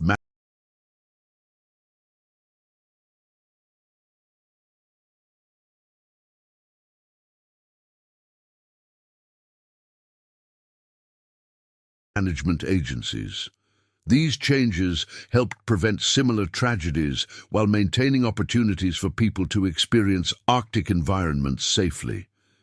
The international implications of Margaret's death included enhanced cooperation between Arctic nations in managing polar bear populations and developing coordinated responses to human-wildlife conflicts. International agreements were strengthened to address the cross-border nature of polar bear conservation and the shared challenges faced by Arctic communities. The legacy of Margaret Elizabeth Holt's death extended far beyond the tragic circumstances of December 12, 2025, influencing policies, practices, and understanding that would protect future travelers while preserving opportunities for people to experience the wonder and beauty of Earth's most extreme environments. Her passion for adventure and her tragic encounter with one of nature's most formidable predators served as a catalyst for changes that would save lives and enhance safety for generations of Arctic explorers who would follow in her footsteps. The comprehensive investigation into her death revealed the complex interactions between climate change, wildlife behavior, tourism economics, and human safety that characterize modern adventure travel in extreme environments. The lessons learned from her experience contributed to a better understanding of how to balance human desires for authentic wilderness experiences with the need to protect both travelers and the wild animals that make such experiences possible. Margaret's story became a testament to both the rewards and risks of adventure travel, illustrating the profound experiences that await those brave enough to venture into Earth's most challenging environments, while also demonstrating the respect and preparation that such environments demand from human visitors. Her death ensured that future Arctic travelers would be better prepared, better protected, and better equipped to safely experience the magnificent and dangerous world of polar bears and Arctic wilderness that had drawn her to undertake the adventure of a lifetime. The Aurora Lodge continued to operate following the implementation of enhanced safety measures, serving thousands of visitors who were able to experience Arctic wilderness safely due to the improvements that resulted from the investigation into Margaret's death. The facility became a model for safe Arctic tourism operations, demonstrating that adventure travel could be conducted responsibly, even in environments where dangerous wildlife encounters remained possible. The polar bear that killed Margaret Holt, designated as Bear number 47 in wildlife management records, became the subject of extensive research that contributed to better understanding of polar bear behavior, climate change impacts on Arctic predators, and the factors that influence human-wildlife interactions. The bear's GPS collar data, behavioral history, and the circumstances of the attack provided valuable information that helped wildlife managers develop more effective strategies for preventing similar incidents. The security camera footage of Margaret's final moments, while traumatic for those involved in the incident, provided unprecedented documentation of polar bear predatory behavior that contributed to scientific understanding of these apex predators. The footage was used in training programs for wildlife managers, tour guides, and emergency responders, helping them better understand and prepare for polar bear encounters. The medical examiner's report on Margaret's death contributed to improved understanding of the injuries typically caused by polar bear attacks, leading to better emergency medical protocols and treatment strategies for the rare cases when victims survive initial encounters with these powerful predators. This medical knowledge has helped save lives in subsequent incidents. The psychological impact assessment conducted on the Aurora Lodge tour group members provided valuable data on trauma responses to wildlife attacks, leading to improved counseling and support services for adventure travel participants who experienced traumatic incidents during their journeys. The economic impact of Margaret's death on Arctic tourism was significant but temporary, with enhanced safety measures ultimately restoring public confidence in Arctic travel, while providing economic benefits to indigenous communities that depend on tourism revenue. The improved safety standards made Arctic tourism more sustainable by reducing the risk of incidents that could damage the industry's reputation. The environmental monitoring that followed Margaret's death provided additional data on climate change impacts in the Arctic region, contributing to scientific understanding of how changing conditions were affecting both wildlife behavior and human activities in polar environments. The international cooperation that developed in response to Margaret's death led to improved information sharing between Arctic nations regarding polar bear management, human safety protocols, and best practices for managing tourism in polar bear habitat. The technological innovations that resulted from research into Margaret's death included improved wildlife deterrent systems, better emergency communication devices for remote area use, and enhanced protective equipment for people working or traveling in dangerous wildlife habitat.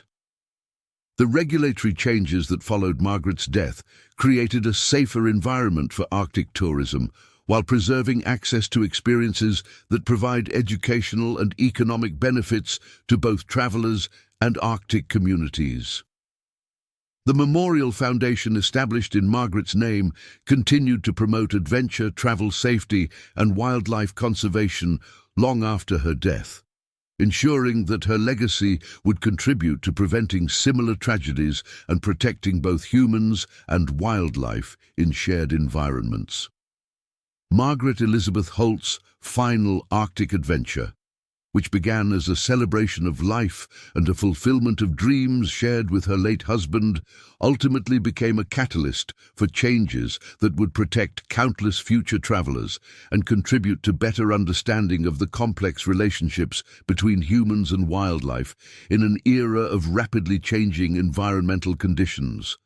Her death, while tragic and senseless, served a greater purpose by forcing society to confront the realities of adventure travel in extreme environments and develop better ways to manage the risks while preserving the rewards of such experiences. The story of her December 12, 2025 encounter with bear number 47 in the parking lot of the Aurora Lodge became more than just an account of a wildlife attack.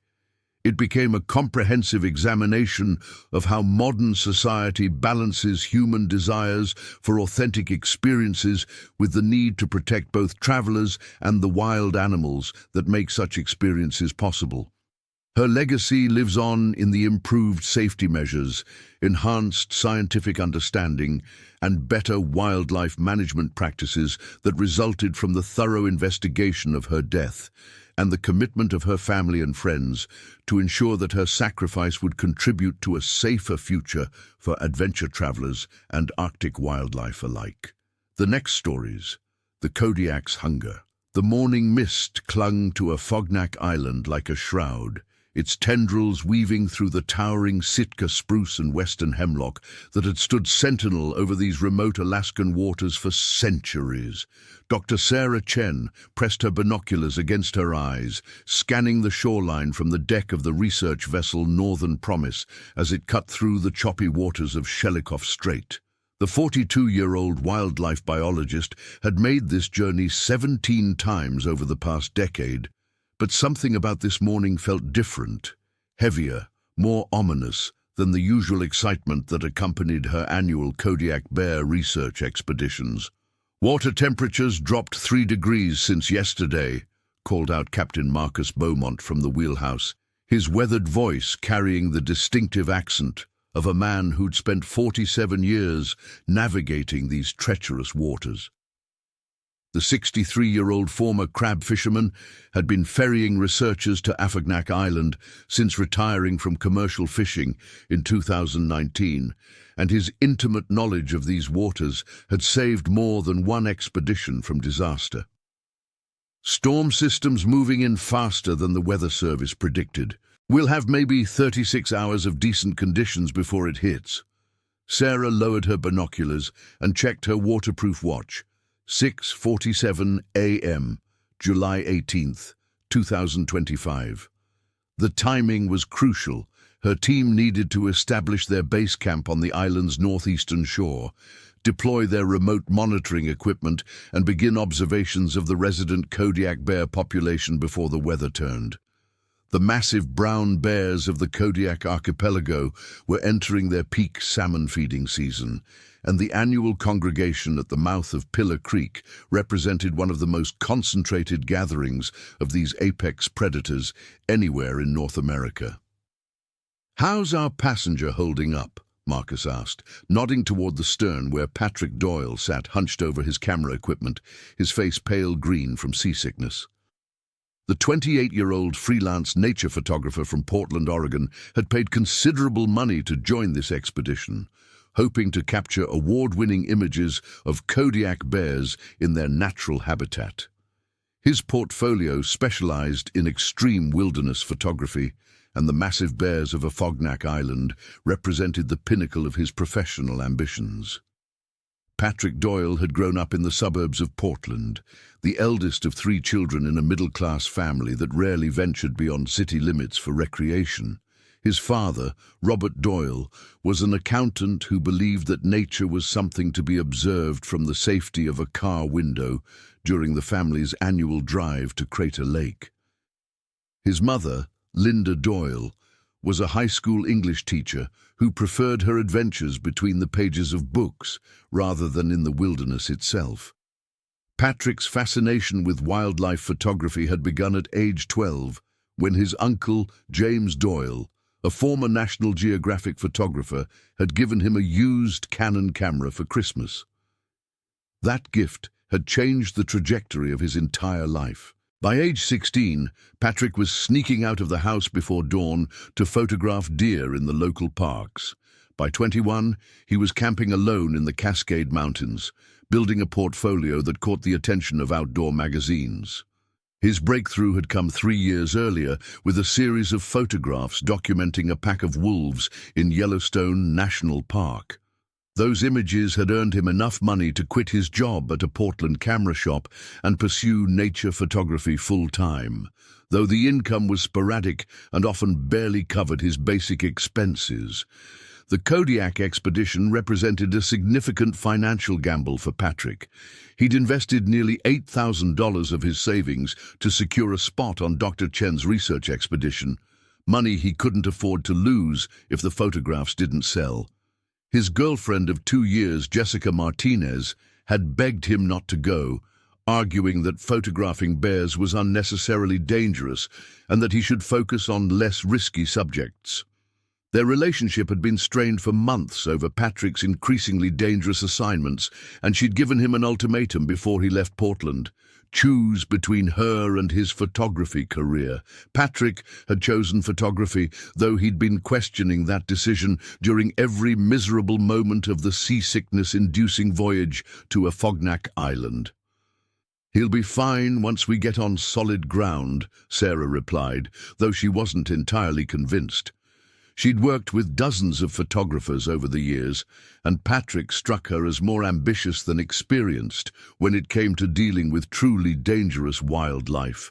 His resume was impressive on paper, but photographing wolves in Yellowstone was vastly different from working around Kodiak bears, which could weigh up to 1,500 pounds and were capable of explosive bursts of speed that could cover 50 yards in under 3 seconds. The research team consisted of 6 people total, each bringing specialized expertise to the month-long expedition. Dr. Michael Torres, Sarah's research partner and former graduate student, was a 35-year-old animal behaviorist from the University of Alaska Fairbanks who'd spent the past 8 years studying bear cognition and social structures. His doctoral dissertation had focused on the hunting strategies of coastal brown bears, making him one of the world's leading experts on Kodiak bear behavior patterns.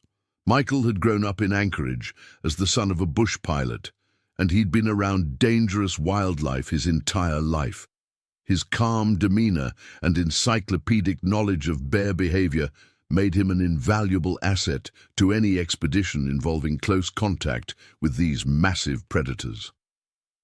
Dr. Jennifer Walsh, the team's veterinarian, was a 41-year-old specialist in large mammal medicine who'd previously worked with polar bears in Churchill, Manitoba, and grizzly bears in the Northern Rockies.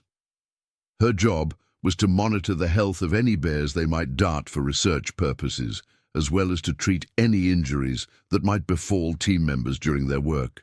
Jennifer carried an extensive medical kit that included everything from basic first aid supplies to emergency surgical equipment and powerful sedatives for dealing with aggressive wildlife encounters. She'd joined the team 3 years earlier after her husband's death in a climbing accident, finding solace in remote fieldwork that kept her away from the painful memories of their life together in Bozeman, Montana. The expedition's safety officer was Thomas Brennan, a 54-year-old former Alaska state trooper who'd spent 22 years patrolling the most remote regions of the state before retiring to work as a wilderness guide and safety consultant. Tom carried multiple firearms, including a .375 H&H Magnum rifle, specifically designed for stopping dangerous game, as well as bear spray, emergency flares, and a satellite communication device that could summon rescue helicopters from Kodiak Island. His weathered face and penetrating grey eyes reflected decades of experience dealing with Alaska's most dangerous wildlife, and his presence on the team was meant to ensure that everyone returned home alive at the end of the expedition. The final member of the research team was Rebecca Santos, a 26-year-old graduate student from UC Berkeley who was collecting data for her master's thesis on the impact of climate change on Kodiak bear feeding patterns. Rebecca had grown up in San Francisco as the daughter of environmental activists, and her passion for wildlife conservation had led her to specialize in the intersection between environmental science and animal behavior.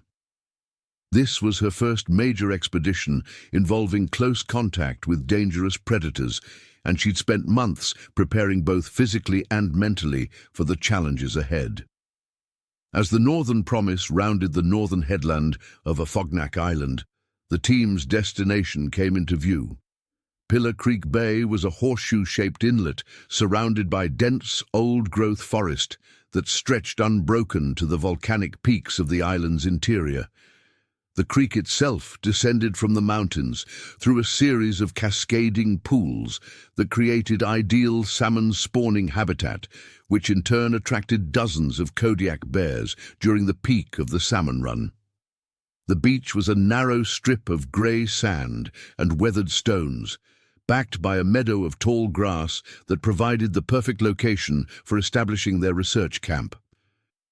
Captain Beaumont expertly maneuvered the vessel through the shallow waters near shore, dropping anchor approximately 50 yards from the beach. The morning air was crisp and carried the rich scents of salt water, decaying kelp, and the distinctive musky odor that indicated the recent presence of large mammals. Sarah scanned the shoreline through her binoculars, noting several sets of massive paw prints in the wet sand, clear evidence that the resident bear population was already active in the area. "Those tracks are fresh," she announced to the team as they gathered on deck to observe their destination. "Probably made within the last few hours. I count at least 3 different sets, including one that's absolutely massive. The stride length suggests a bear that's probably pushing 1,300 pounds, maybe more." Patrick Doyle felt his seasickness immediately disappear, replaced by a surge of adrenaline and professional excitement. This was exactly what he'd come to Alaska to photograph: massive apex predators in their natural habitat, completely wild and unhabituated to human presence. He began checking his camera equipment one final time, ensuring that his telephoto lenses were clean and his battery packs were fully charged. His primary camera was a Canon R5 with a 600mm telephoto lens that would allow him to photograph bears from a safe distance while still capturing intimate behavioral details. The process of unloading their equipment and establishing camp on the beach took nearly 4 hours of backbreaking labor. Each team member carried specialized gear totaling approximately 80 pounds, including research equipment, personal supplies, food for 30 days, and emergency safety equipment. The camp consisted of 4 heavy-duty bear-resistant tents arranged in a defensive perimeter around a central cooking and equipment area. Each tent was equipped with motion-activated alarms and bright LED floodlights designed to deter curious bears from investigating the campsite during the night. Patrick chose to establish his personal tent slightly apart from the main research camp, positioned on a small rise overlooking the creek mouth, where he believed the best photographic opportunities would occur. Dr. Chen had advised against this arrangement, arguing that safety protocols required all team members to remain in close proximity to each other. But Patrick had insisted that his photography work required more flexibility in positioning. As a compromise, Tom Brennan equipped Patrick with a personal GPS beacon and insisted that he carry bear spray and an emergency whistle at all times. By late afternoon on July 18th, the camp was fully established, and the team began their first systematic survey of bear activity in the immediate area. The salmon run was just beginning to peak, and the creek was filled with thousands of silver-bright coho salmon fighting their way upstream to spawn. The abundance of fish had attracted a congregation of wildlife that included not only Kodiak bears, but also bald eagles, ravens, gulls, and several species of marine mammals that fed on salmon carcasses washed back out to sea by the tide. Sarah and Michael spent the evening deploying remote camera traps along the creek's banks, positioning the motion-activated devices to capture footage of bears feeding in the salmon pools. Each camera was housed in a steel security box designed to prevent damage from curious bears, and the images they captured would provide valuable data about individual bear identification, feeding behavior, and social interactions within the local population.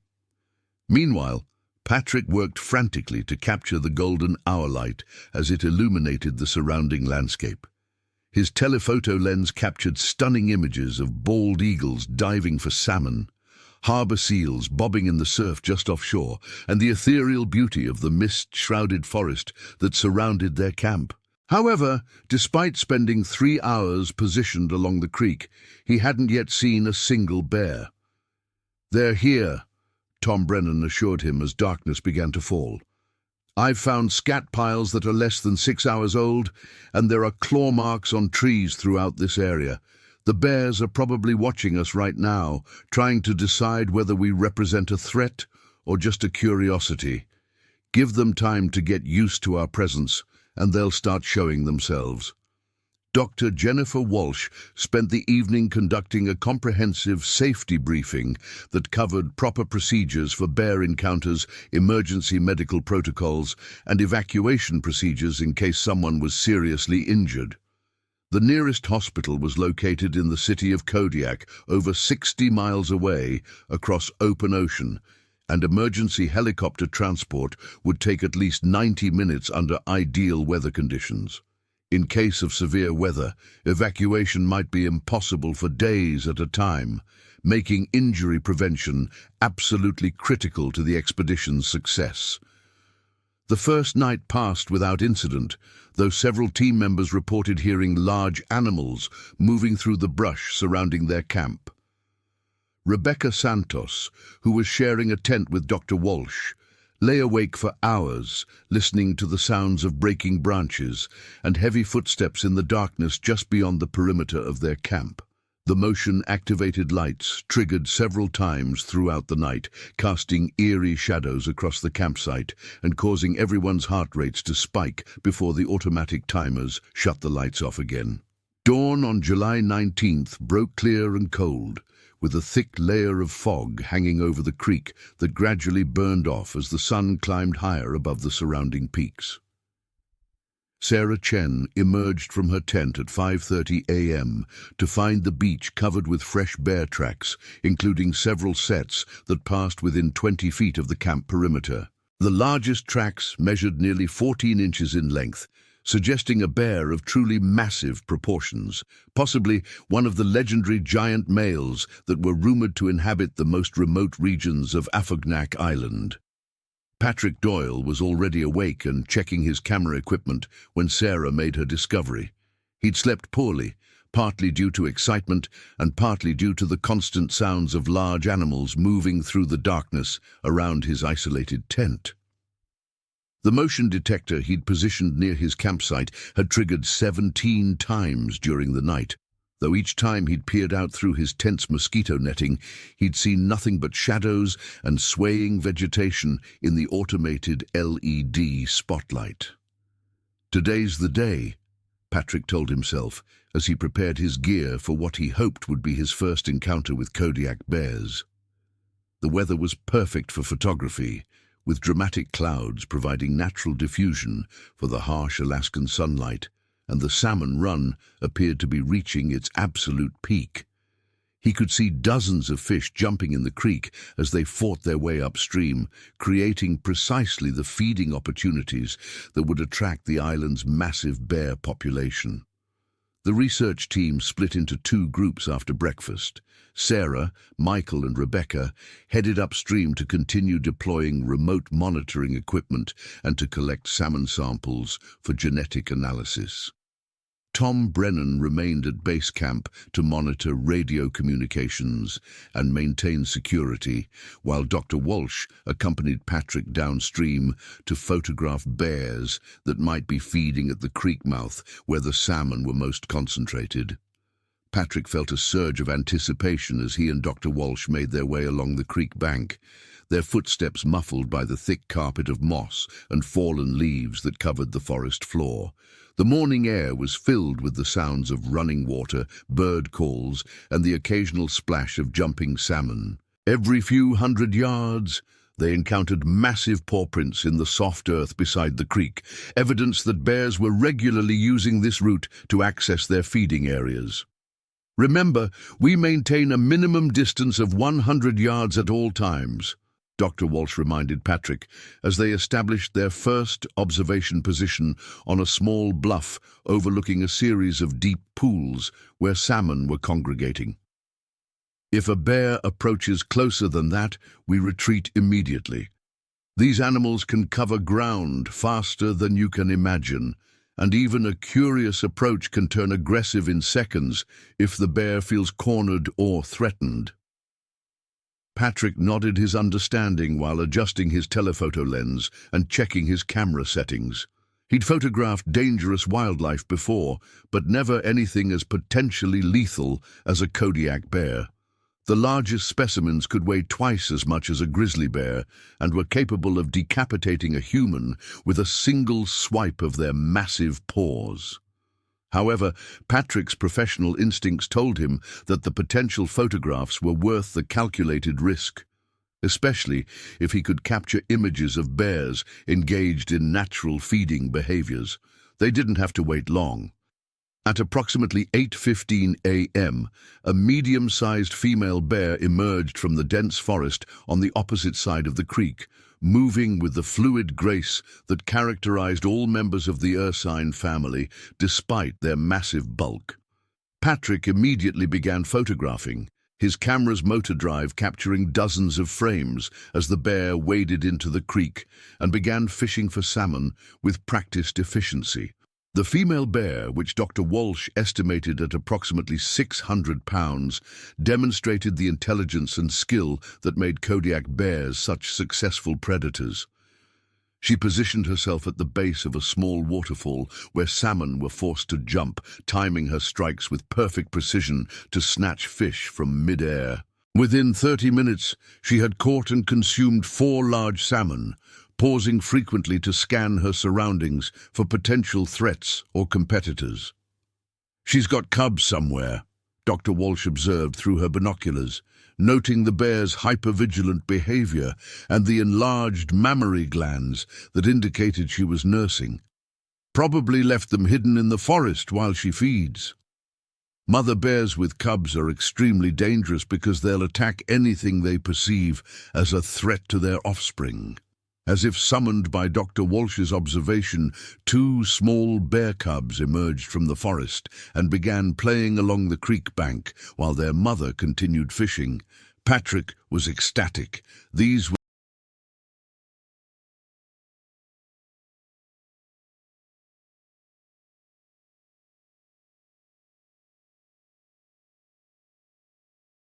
exactly the kinds of intimate family scenes that could earn him thousands of dollars from nature magazines and stock photography companies. He shot nearly 200 frames of the cubs wrestling with each other, investigating floating debris in the creek, and occasionally nursing from their protective mother. The peaceful scene was shattered at 9:43 a.m. when an enormous male bear emerged from the upstream forest and began moving toward the female and her cubs. Dr. Walsh immediately recognized the situation as potentially dangerous. Male bears were known to kill cubs in order to bring females back into estrus, and confrontations between adults could result in serious injuries or death for any bear involved in the conflict. "We need to back up," Dr. Walsh told Patrick urgently. "That male is massive, probably over 1,200 pounds, and if there's going to be a confrontation, we don't want to be anywhere near it. Bears that are fighting or defending cubs have been known to attack anything in their vicinity, including humans who pose no threat." But Patrick was mesmerized by the unfolding drama and the photographic opportunities it presented. The massive male bear was unlike anything he'd ever seen, a creature of such overwhelming physical presence that it seemed almost mythological. His coat was a rich chocolate brown with silver-tipped guard hairs that caught the morning sunlight, and his shoulders and neck displayed the massive muscle development that characterized the largest specimens of his species. Patrick estimated the bear's weight at close to 1,500 pounds, making him one of the largest bears ever documented on Afognak Island. The female bear immediately positioned herself between the approaching male and her cubs, displaying the aggressive posturing that indicated she was prepared to fight to defend her offspring. She raised herself up on her hind legs to her full height of nearly 8 feet, huffing and blowing air through her nose while swaying back and forth in a display of intimidation. The cubs, sensing danger, fled back into the forest and climbed high into a massive Sitka spruce tree where they would be safe from the adult bear's conflict. The confrontation that followed was unlike anything either Patrick or Dr. Walsh had ever witnessed. The male bear, rather than backing down from the female's aggressive display, continued his approach with the confident swagger of an animal that had never encountered serious opposition. His massive head swung back and forth as he tested the air for scent information, and his small, dark eyes remained fixed on the female bear with an intensity that suggested he was evaluating her as both a potential mate and a potential obstacle to be eliminated. "Jesus Christ," Patrick whispered, his camera motor drive working frantically to capture the unfolding drama. "This is incredible. I've never seen anything like this." The female bear's defensive posturing intensified as the male drew closer, her huffing growing louder and more aggressive as she prepared for what appeared to be an inevitable physical confrontation. Bears of this size were capable of inflicting devastating injuries on each other. Their claws could be up to 5 inches long, and their jaws could generate bite forces exceeding 1,200 pounds per square inch. A fight between two bears of this caliber would be a battle between titans, and the loser might not survive the encounter. At precisely 9:52 a.m., the male bear made his move. Rather than approaching the female directly, he suddenly charged toward the tree where her cubs had taken refuge, apparently intending to eliminate the offspring first before dealing with their mother. The female bear's response was immediate and explosive. She dropped to all fours and launched herself toward the male in a desperate attempt to intercept him before he could reach her vulnerable cubs. The collision between the two bears was tremendous, their combined weight of nearly a ton creating an impact that could be heard from hundreds of yards away. They reared up on their hind legs and grappled with each other like massive wrestlers, their claws raking across each other's shoulders and faces while their jaws snapped dangerously close to vital areas. The female bear, though significantly smaller than her opponent, fought with the desperate ferocity of a mother defending her young, and her speed and agility partially compensated for her disadvantage in size and strength. Patrick continued photographing throughout the confrontation, his professional instincts overriding the natural human impulse to flee from such overwhelming displays of raw power. Through his telephoto lens, he could see every detail of the bear's battle, the individual muscles rippling beneath their thick fur, the spray of saliva as they roared and huffed at each other, the bright red scratches where claws had found their mark on exposed skin. These were the photographs that could make his career, images that captured the brutal reality of nature in all its terrifying beauty. The fight lasted approximately 4 minutes, before the female bear began to show signs of fatigue. Despite her courage and determination, she was simply outmatched by her opponent's superior size and strength. The male bear managed to get his jaws around her neck in a grip that could have been fatal, and for a moment it appeared that the confrontation might end with the female's death. However, rather than delivering a killing bite, the male simply held her in position until she stopped struggling and submitted to his dominance. With the female bear subdued, the male turned his attention toward the tree where her cubs were hidden.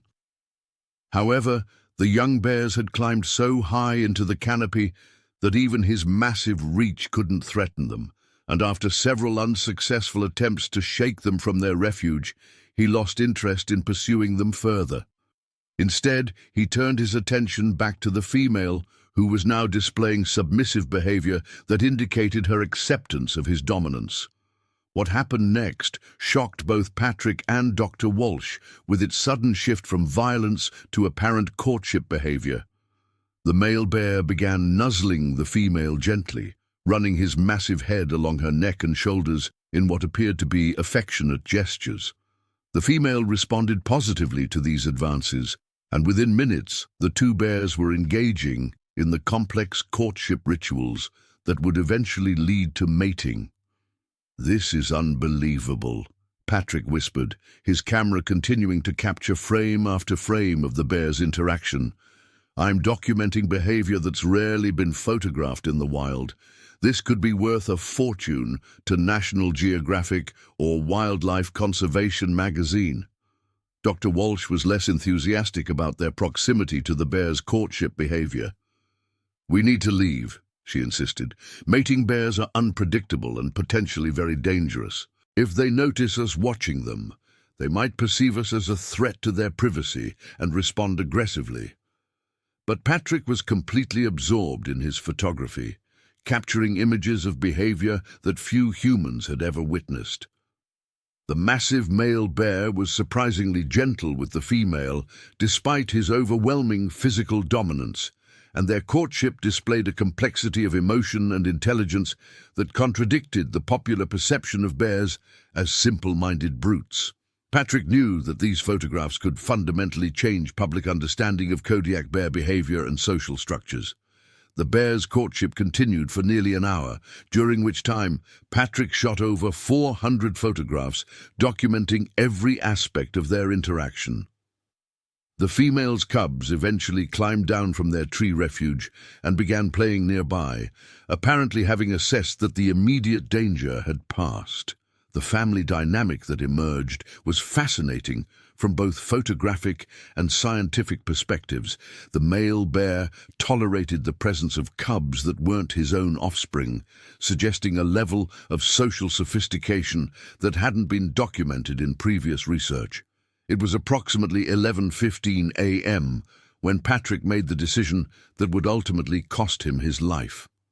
Despite Dr. Walsh's repeated warnings about maintaining safe distances from the bears, Patrick decided to move closer to get more intimate photographs of the bear family's interactions. He reasoned that the bears seemed relaxed and focused on each other rather than on potential threats from humans, and his professional instincts told him that the closer photographs would be significantly more valuable than the distant shots he'd been capturing. "Patrick, absolutely not," Dr. Walsh said firmly when he announced his intention to move to a closer position. "We maintain 100 yards minimum distance at all times. That's not negotiable, and it could mean the difference between life and death if one of those bears decides to investigate us." But Patrick had already made up his mind. He'd invested too much money and traveled too far to settle for distant photographs when the opportunity for award-winning close-up images was presenting itself. He promised Dr. Walsh that he would be extremely careful and would retreat immediately if the bears showed any signs of awareness of his presence. Against her better judgment, Dr. Walsh agreed to remain in their current position as a safety backup while Patrick made his approach. Patrick's route toward the bears took him downstream along the creek bank, using fallen logs and dense vegetation as cover to mask his approach. The bears were feeding again, with the female and her cubs catching salmon, while the massive male rested on the gravel bar in the warm morning sunlight.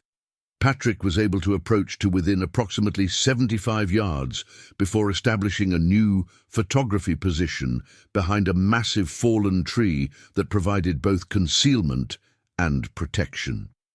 From this closer vantage point, Patrick's telephoto lens captured stunning detail of the bear's behavior and physical characteristics.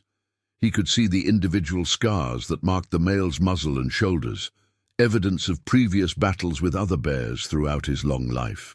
The female's maternal behavior toward her cubs was touching in its tenderness. She would periodically interrupt her fishing to check on their safety and to share portions of her catch with them. The cubs themselves were endlessly entertaining subjects for photography.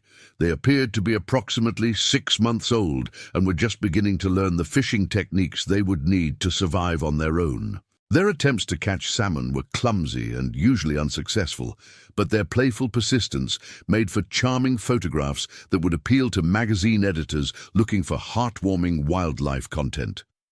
Patrick spent over 2 hours in his advanced position, shooting nearly 600 photographs that documented every aspect of the bear's behavior. The lighting conditions were perfect, with scattered clouds providing natural diffusion that eliminated harsh shadows while maintaining the vibrant colors of the bear's fur and the surrounding landscape.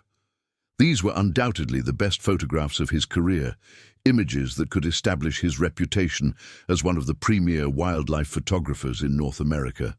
It was during his final series of photographs that Patrick made a critical error in judgment. One of the cubs had approached to within approximately 50 yards of his position while chasing a butterfly, and Patrick realized that he could capture stunning close-up portraits if he moved just slightly closer to the young bear. The cub appeared completely relaxed and unaware of his presence, and Patrick reasoned that photographing such a young animal presented minimal danger. Patrick left the security of his position behind the fallen log and crawled forward through the tall grass toward the playing cub. His telephoto lens was focused and ready, and he was certain that he could capture the shot of a lifetime, an intimate portrait of a wild Kodiak bear cub that would showcase both the animal's beauty and its vulnerability. He moved slowly and carefully, pausing frequently to ensure that neither the mother bear nor the massive male had noticed his presence. He was within 30 yards of the cub when disaster struck. The young bear, startled by Patrick's movement in the grass, let out a sharp cry of alarm that immediately attracted the attention of its mother. The female bear's head snapped up from the salmon she'd been eating, and her eyes locked onto Patrick's position with the laser focus of a predator that had just identified a potential threat to her offspring. Patrick froze in place, hoping that remaining motionless would convince the mother bear that he posed no danger. For a few seconds, the situation remained stable. The female bear stood alert and watchful, but she didn't approach or display any overtly aggressive behavior. Patrick began to hope that he might be able to retreat slowly without triggering a defensive response. But the situation deteriorated rapidly when the cub, confused by the sudden tension, began crying loudly for its mother. The female bear interpreted this distress call as evidence that Patrick represented a serious threat to her offspring, and her demeanor shifted instantly from cautious awareness to aggressive preparation for attack. She dropped to all fours and began moving toward Patrick with the purposeful gait that indicated she had decided to eliminate the perceived threat to her family. Patrick's training and experience told him that running from a bear was the worst possible response.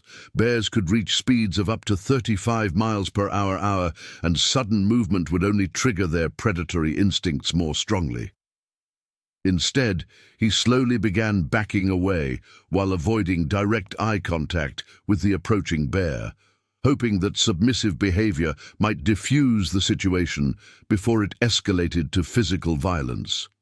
However, Patrick had failed to account for the presence of the massive male bear, who had been resting approximately 100 yards away when the confrontation began. The male's protective instincts toward his new mate and her cubs overrode any tolerance he might have had for human presence, and he began approaching Patrick's position from a different angle, effectively cutting off any route of retreat back toward Dr. Walsh's position.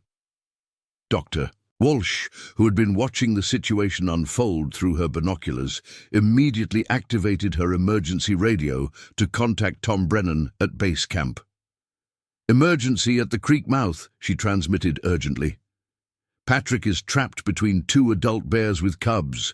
We need immediate backup with firearms. Bears are displaying aggressive behavior and approaching his position." Tom Brennan's response was immediate and professional. "Copy that, Walsh. I'm en route with rifle and emergency equipment. Estimated arrival time 7 minutes. Can you provide covering fire with bear spray if necessary?" "Negative," Dr. Walsh replied. "I'm too far away to be effective, and any intervention on my part might escalate the situation further. Patrick needs to handle this himself until you arrive." But Patrick was rapidly running out of options for handling the situation. The female bear had closed to within 20 yards and was displaying increasingly aggressive behavior, huffing loudly, swaying her head from side to side, and occasionally making short bluff charges that brought her within 15 yards before she retreated. The massive male was approaching more slowly, but with greater determination, his enormous bulk moving through the forest with surprising silence and grace. Patrick's hands were shaking as he continued his slow retreat, his expensive camera equipment forgotten in the face of immediate mortal danger. He'd faced dangerous wildlife situations before, but nothing had prepared him for the overwhelming presence of two massive bears who clearly perceived him as a threat to be eliminated. The rational part of his mind told him to drop his equipment and focus entirely on escape, but years of professional conditioning made it impossible for him to abandon thousands of dollars worth of camera gear. The female bear's aggression escalated at 1:47 p.m. when she made a more serious charge, covering 10 yards in less than 2 seconds before stopping just 12 yards from Patrick's position. Her message was clear. He was too close to her cubs and needed to leave immediately or face the consequences. Patrick tried to continue his retreat, but his movement was hampered by the thick vegetation and uneven terrain along the creek bank. It was at this critical moment that Patrick made his final and most fatal mistake. As he stepped backward to avoid a fallen branch, his foot slipped on the wet rocks beside the creek, and he fell backward into the shallow water with a loud splash that echoed off the surrounding forest. The sudden noise and movement triggered both bears' predatory instincts simultaneously, and they abandoned their cautious approach in favor of an immediate attack. The female bear reached Patrick first, covering the remaining distance in a single explosive charge that lasted less than 3 seconds. Patrick had just enough time to raise his arms defensively before the bear's massive paws struck him in the chest, the impact lifting him completely out of the water and slamming him back onto the rocky creek bank with devastating force. The sound of breaking ribs was audible even to Dr. Walsh, who was watching the attack unfold from her position nearly 100 yards away. Patrick's screams began the moment the female bear's claws raked across his chest and abdomen, tearing through his heavy jacket and the layers of clothing beneath as if they were paper. The bear's initial attack focused on neutralizing what she perceived as a threat to her cubs, her powerful jaws snapping at his head and neck, while her claws continued to inflict devastating injuries across his torso. Patrick's attempts to protect himself were futile against an animal that outweighed him by more than 500 pounds and possessed natural weapons that could cut through human flesh like razor blades.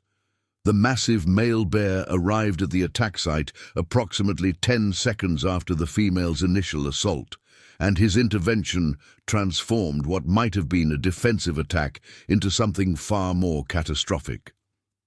Rather than allowing the female to drive Patrick away from her cubs, the male bear appeared to interpret the situation as an opportunity to demonstrate his dominance and protective capabilities. His massive jaws clamped down on Patrick's left shoulder with a bite force that immediately shattered his collarbone and several ribs, while his front paws pinned Patrick's body against the rocky ground.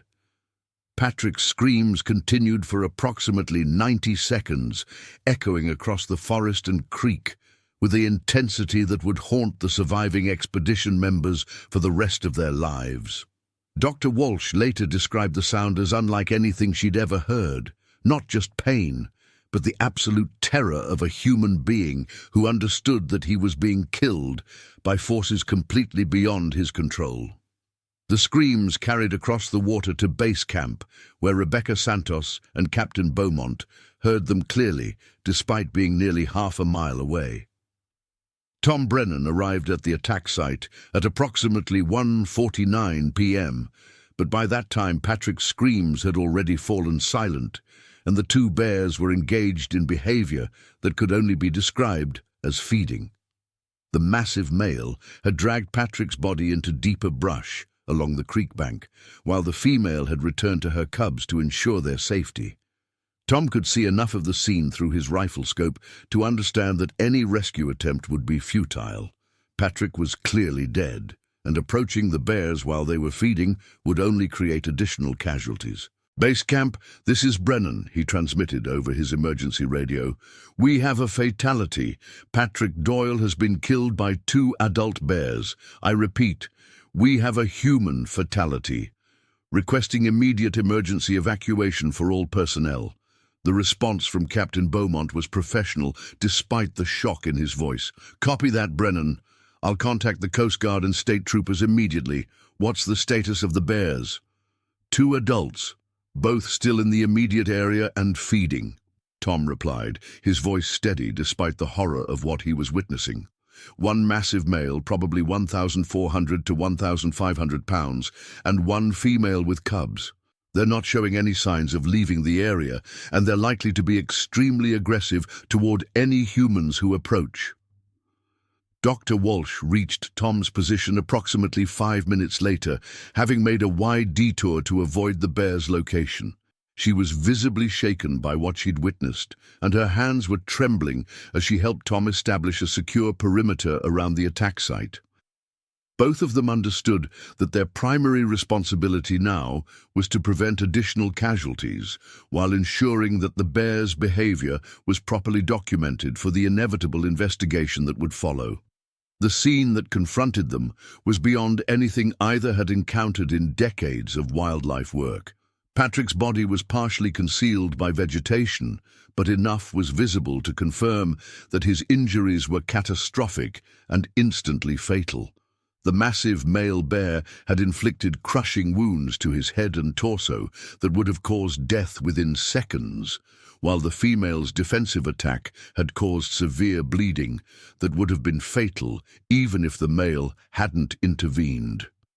What was most disturbing to both Tom and Dr. Walsh was the bear's continued presence at the attack site. Rather than fleeing after eliminating the perceived threat to their cubs, both bears remained in the immediate area and appeared to be treating Patrick's body as a food source. This behavior, while not unprecedented among Kodiak bears, suggested that the situation might be even more dangerous for the remaining expedition members than initially anticipated.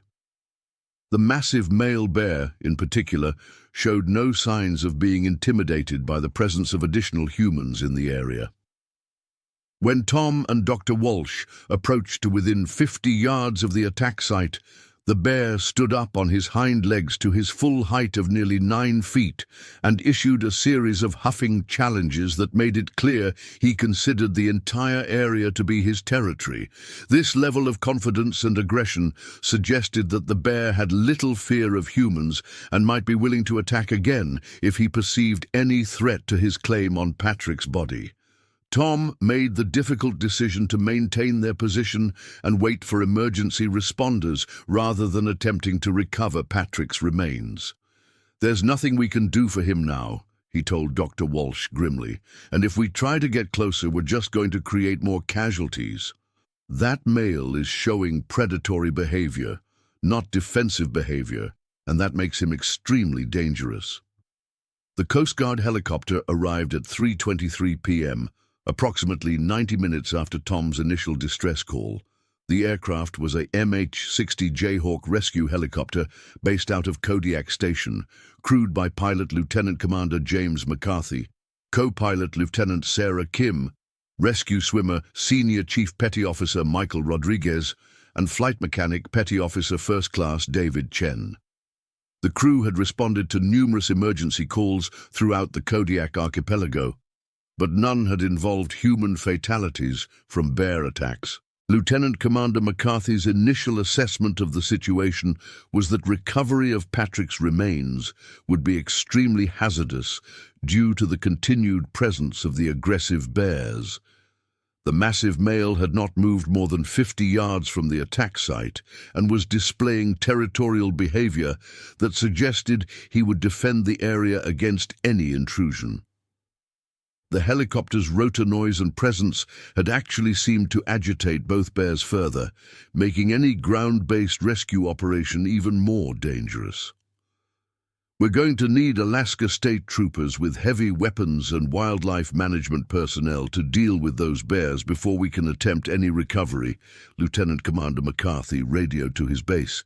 "The male bear is enormous, probably the largest I've ever seen, and he's showing no signs of being intimidated by the helicopter or human presence." The Alaska State Troopers response team arrived by float plane at 4:45 p.m., led by Sergeant First Class Robert Mitchell. a 28-year veteran of the force who specialized in dangerous wildlife encounters.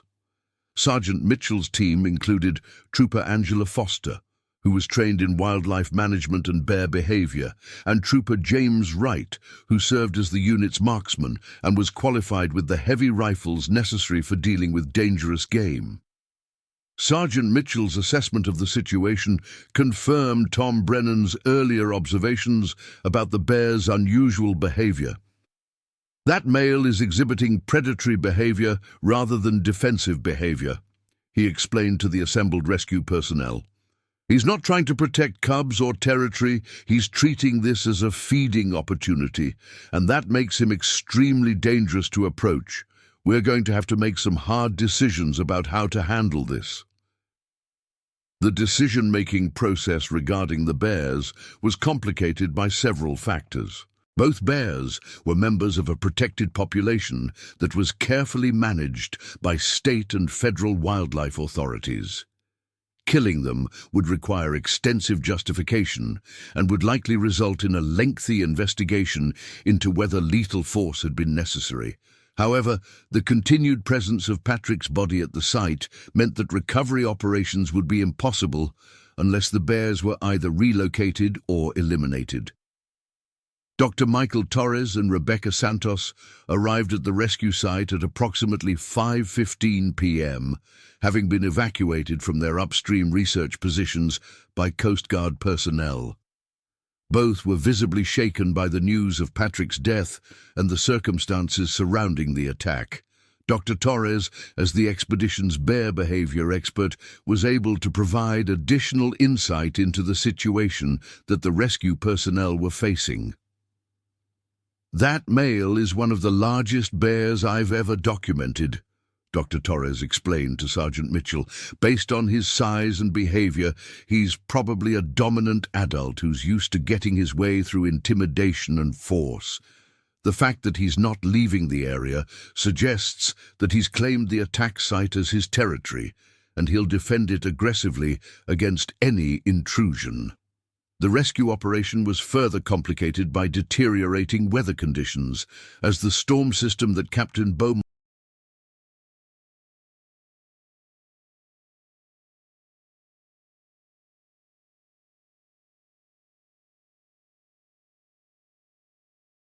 had predicted began to move into the area.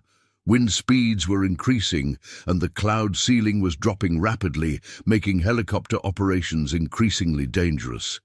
If the weather continued to deteriorate, it might be days before conditions would allow for safe recovery of Patrick's remains. At 6:30 p.m., Sergeant Mitchell made the decision to attempt a controlled approach to the attack site using non-lethal methods to drive the bears away from Patrick's body. The plan involved using the Coast Guard helicopter to create noise and rotor wash that would hopefully intimidate the bears into retreating, while ground personnel armed with bear spray and warning shots would attempt to secure the immediate area around Patrick's remains. The operation began at 6:45 p.m., with the helicopter making low passes over the attack site, while ground personnel established positions approximately 100 yards away. The female bear and her cubs retreated into the forest almost immediately, apparently intimidated by the aircraft's noise and the unusual level of human activity in the area. However, the massive male bear's response was entirely different from what the rescue personnel had expected. Rather than retreating from the helicopter and human presence, the male bear actually moved closer to Patrick's body and began displaying increasingly aggressive behavior toward the rescue personnel. He stood up on his hind legs repeatedly, huffing and roaring challenges that could be heard even over the helicopter's rotor noise. When Trooper Wright fired warning shots into the air, the bear's response was to charge approximately 20 yards toward the rescue personnel before stopping and issuing even more aggressive vocalizations. "This bear is not responding to normal deterrent methods," Sergeant Mitchell radioed to his command center. "He's actually becoming more aggressive in response to our presence, and I'm concerned that he may charge our position if we continue this approach." We need to consider lethal force as an option. The authorization for lethal force came from Alaska Department of Fish and Game Commissioner Patricia Williams at 7:15 p.m. after consultation with wildlife biologists and legal counsel.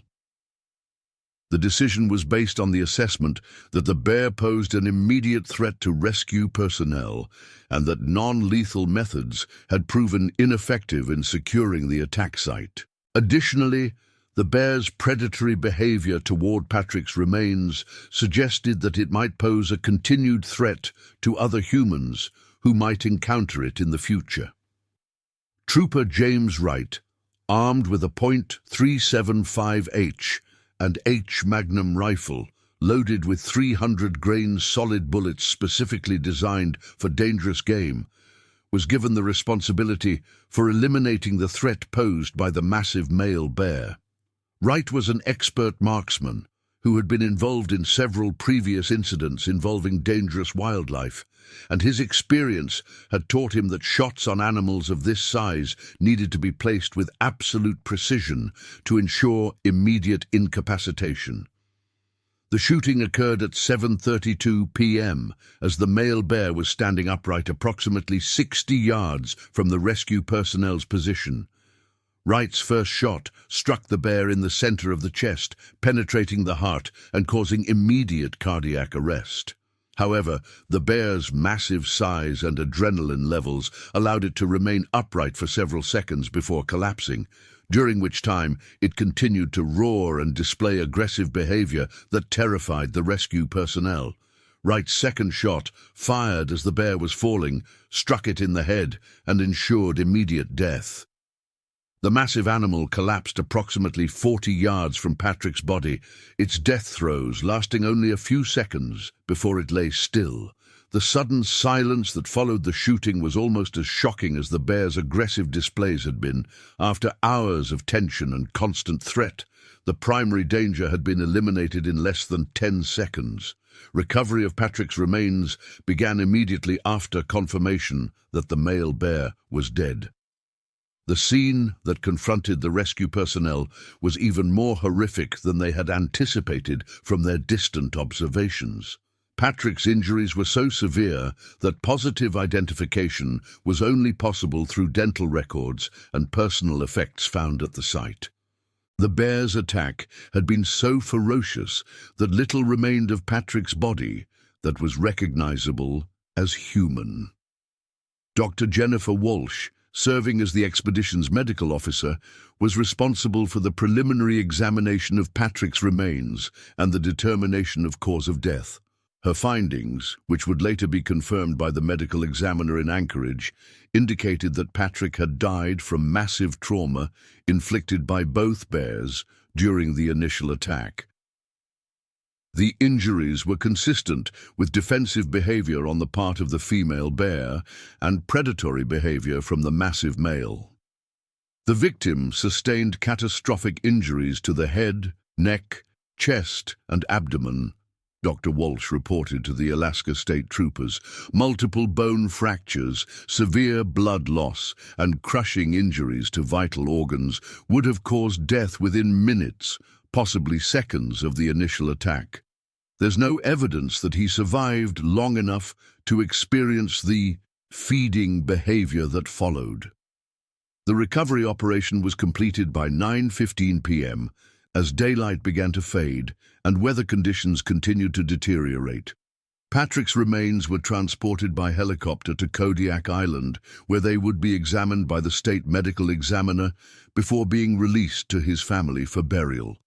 The massive male bear's carcass was also transported for examination by wildlife biologists who wanted to study the animal's size, health, and behavior patterns to better understand what had led to the fatal encounter.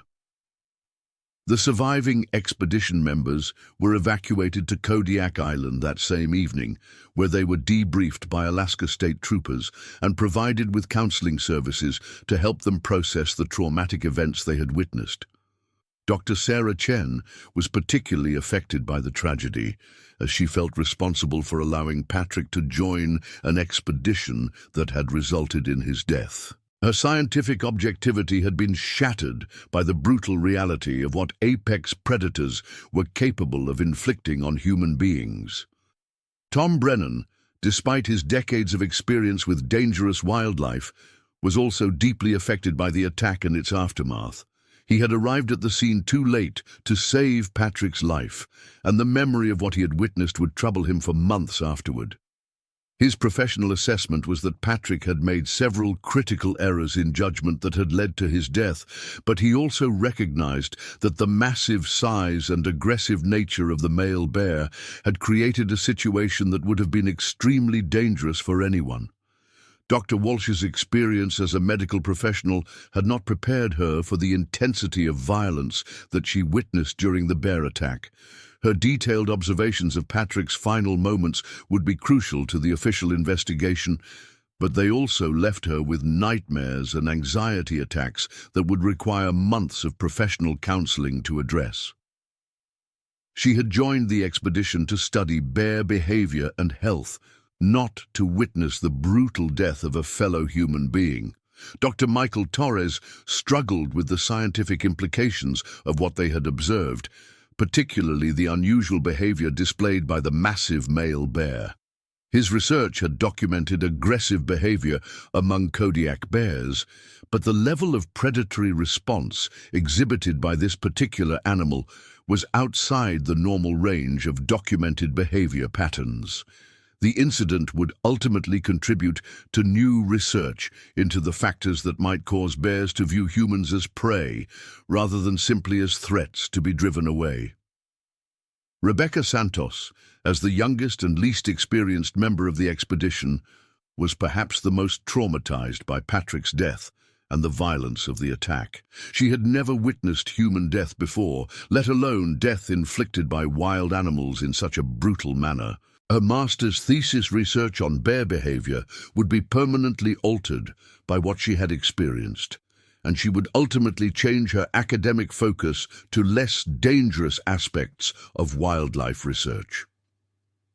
The investigation into Patrick's death was conducted jointly by the Alaska State Troopers, the Alaska Department of Fish and Game, and the National Park Service, as Afognak Island fell within the boundaries of a national wildlife refuge. The investigation team was led by Detective Sergeant Michael Brooks, a 15-year veteran of the State Troopers who specialized in outdoor recreation accidents and wildlife-related fatalities. Detective Sergeant Brooks' investigation included extensive interviews with all surviving expedition members, analysis of Patrick's photography equipment and the images he had captured immediately before the attack, examination of the attack site and the bear's behavior patterns, and consultation with wildlife experts from across North America. The investigation's findings would ultimately be used to develop new safety protocols for researchers and photographers working in areas with dangerous wildlife populations. The photographic evidence recovered from Patrick's camera equipment provided a detailed timeline of events leading up to the fatal attack. The images showed Patrick's gradual approach toward the bears, the family dynamics between the adult bears and cubs, and the final moments before the confrontation began. The photographs also documented the massive size of the male bear and provided valuable scientific data about Kodiak bear behavior and social structures. Dr. James Patterson, a bear behavior expert from the University of Alaska Anchorage who consulted on the investigation, concluded that Patrick's death resulted from a combination of factors, including his decision to approach too closely to bears with cubs, his inexperience with Kodiak bear behavior, and the unusual size and aggressiveness of the male bear involved in the attack. This was a perfect storm of circumstances that created an extremely dangerous situation, Dr. Patterson reported. The victim made several decisions that increased his risk, but he also encountered a bear that was larger and more aggressive than anything documented in previous research. The necropsy performed on the massive male bear revealed that it was indeed one of the largest Kodiak bears ever officially measured, weighing 1,487 pounds and measuring over 9 feet in length. The bear was estimated to be approximately 15 years old and showed evidence of previous encounters with other large males, including several healed scars on his head and shoulders. His aggressive behavior toward humans was unusual, but not unprecedented among bears of his size and age.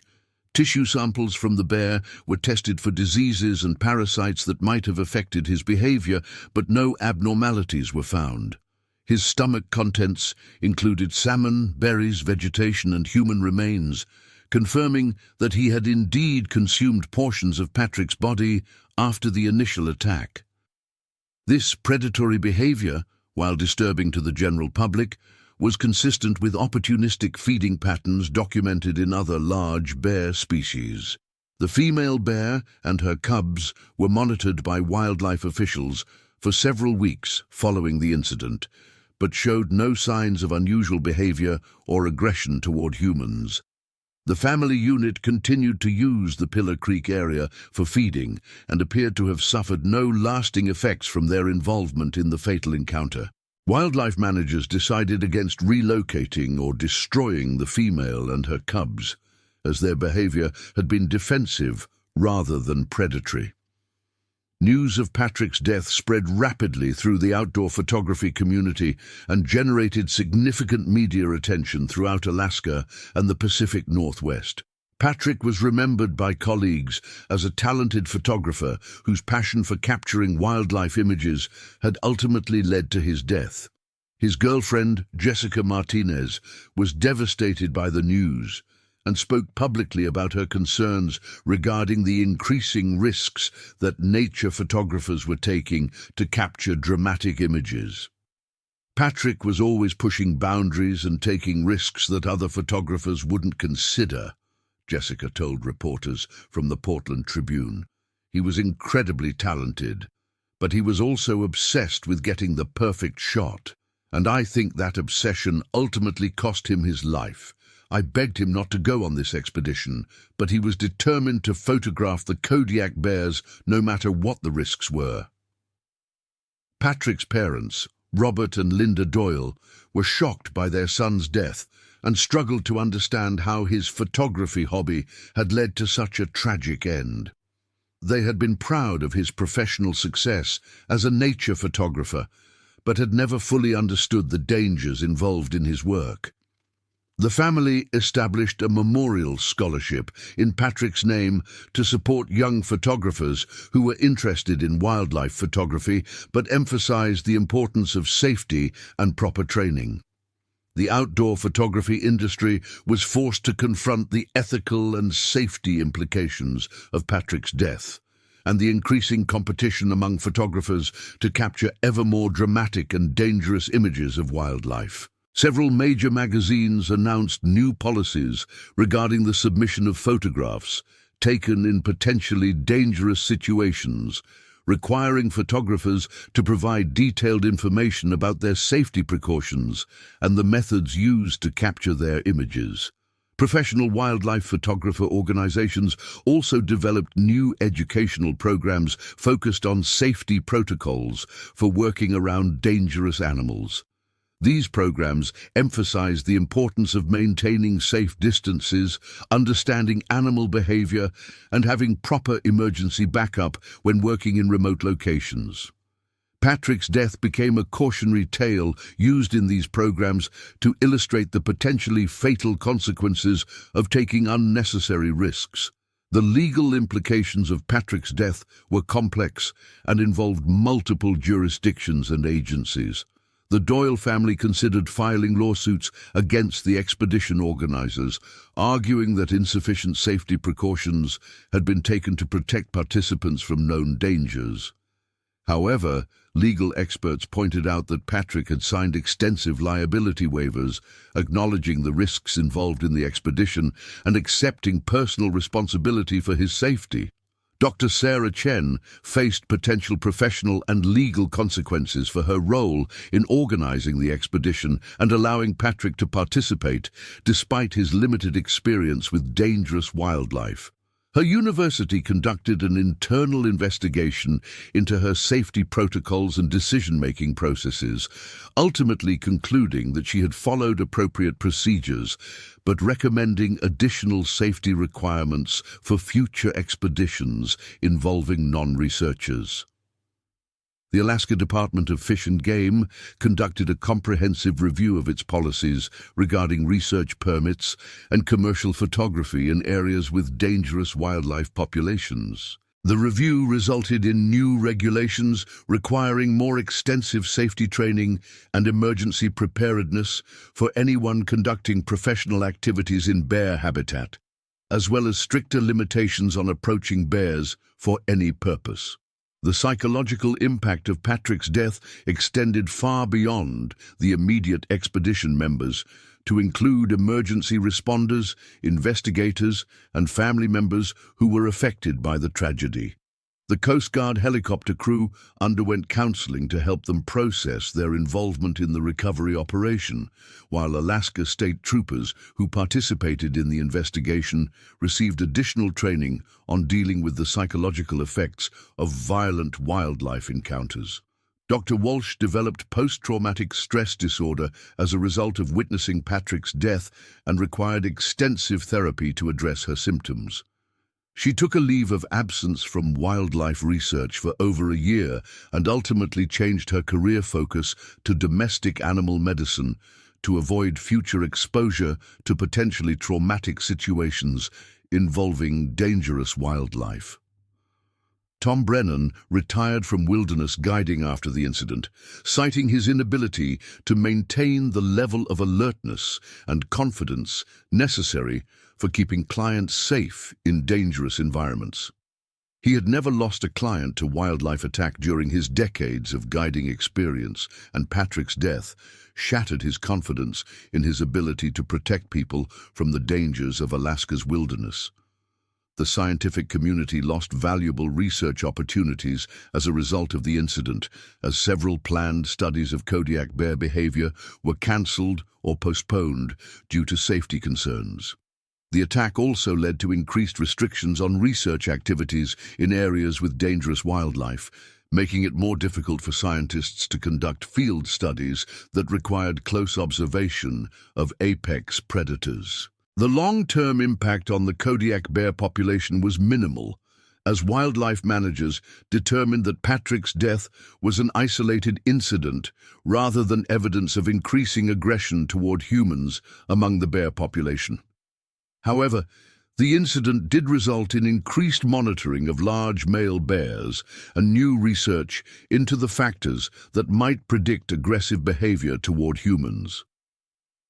6 months after Patrick's death, Dr. Sarah Chen returned to Afognak Island as part of a memorial expedition to continue the research that had been interrupted by the tragedy. The expedition was conducted with significantly enhanced safety protocols, including a larger support team, additional emergency equipment, and stricter limitations on approaching bears. The research conducted during this memorial expedition was dedicated to Patrick's memory and contributed to new understanding of Kodiak bear behavior and conservation needs. Patrick's photography equipment was eventually returned to his family after being processed as evidence in the investigation. Among his final photographs were several images that captured the beauty and majesty of the Kodiak bears that had ultimately killed him. Images that served as a reminder of both the incredible wildlife that Alaska's wilderness supported and the deadly serious risks involved in documenting that wildlife up close. The remote camera traps deployed by the research team continued to function for several weeks after Patrick's death, capturing images of the female bear and her cubs as they continued to use the Pillar Creek area. These images provided valuable scientific data, but also served as a haunting reminder of the family of bears that had been involved in the fatal encounter. The cubs appeared to be developing normally and showed no signs of being affected by their involvement in the attack. 1 year after Patrick's death, Jessica Martinez established the Patrick Doyle Wildlife Photography Safety Foundation, a non-profit organization dedicated to promoting safety education among nature photographers and providing financial support for safety equipment and training. The Foundation's motto, "Great photography requires great preparation," reflected Jessica's belief that Patrick's death could have been prevented with better safety training and more conservative decision-making. The Foundation's educational programs included workshops on wildlife behavior, emergency preparedness, and risk assessment for photographers working in dangerous environments. The programs also emphasized the importance of working with experienced guides and researchers when photographing dangerous wildlife, rather than attempting to capture images independently without proper support and backup. The Afognak Island incident became a case study used in wildlife management programs throughout North America, illustrating the complex factors that can lead to fatal encounters between humans and dangerous wildlife. The case was particularly valuable for training purposes because of the extensive documentation available, including eyewitness accounts, photographic evidence, and detailed investigations by multiple agencies. Patrick Doyle's legacy in the wildlife photography community was complex and controversial. While his death served as a cautionary tale about the dangers of taking excessive risks, his final photographs were also recognized as some of the most spectacular images of Kodiak bear behavior ever captured. Several major magazines published posthumous features of his work, using his images to educate the public about both the beauty of Alaska's wildlife and the serious risks involved in documenting that wildlife. The massive male bear that killed Patrick became something of a legend among Alaska wildlife enthusiasts, remembered as one of the largest and most aggressive bears ever documented in the Kodiak archipelago. His mounted remains were eventually displayed at the Alaska Department of Fish and Game headquarters in Anchorage, where they served as an educational tool for teaching the public about the size and power of Alaska's apex predators. 2 years after the incident, Dr. Michael Torres published a comprehensive scientific paper analyzing the behavioral patterns documented during Patrick's final photographs and the subsequent attack. The paper, titled "Predatory Behavior in Kodiak Bears, a Case Study of Human-Wildlife Conflict," became one of the most cited works in the field of bear behavior research and contributed to new understanding of the factors that can lead to fatal encounters between humans and large predators. The paper's conclusions emphasized that while fatal bear attacks remained extremely rare, the increasing human presence in bear habitat, combined with the competitive pressures facing wildlife photographers, created conditions that increased the likelihood of dangerous encounters. Dr. Torres recommended new protocols for researchers and photographers working around dangerous wildlife, including mandatory safety training, improved emergency communication systems, and stricter enforcement of minimum distance requirements. The Pillar Creek area where Patrick died remained closed to recreational use for 18 months following the incident, allowing wildlife managers to study the long-term effects of the attack on local bear behavior. When the area was eventually reopened to the public, new regulations required all visitors to carry bear spray, travel in groups of at least 4 people, and maintain minimum distances of 300 yards from any bears they might encounter. The enhanced safety protocols implemented as a result of Patrick's death were credited with preventing several other potential tragedies in Alaska's wilderness areas. Wildlife managers reported multiple incidents where photographers and researchers followed the new protocols and successfully avoided dangerous encounters with aggressive bears, suggesting that the lessons learned from Patrick's death were having a positive impact on human safety. The emotional toll of the incident continued to affect the surviving expedition members for years after Patrick's death. Dr. Sarah Chen developed a reputation as one of the most safety-conscious researchers in her field, implementing extensive safety protocols that exceeded any regulatory requirements. While some colleagues criticized her as overly cautious, others credited her approach with preventing additional tragedies. Rebecca Santos completed her master's degree, but changed her research focus to wildlife conservation policy, rather than field research involving direct contact with dangerous animals.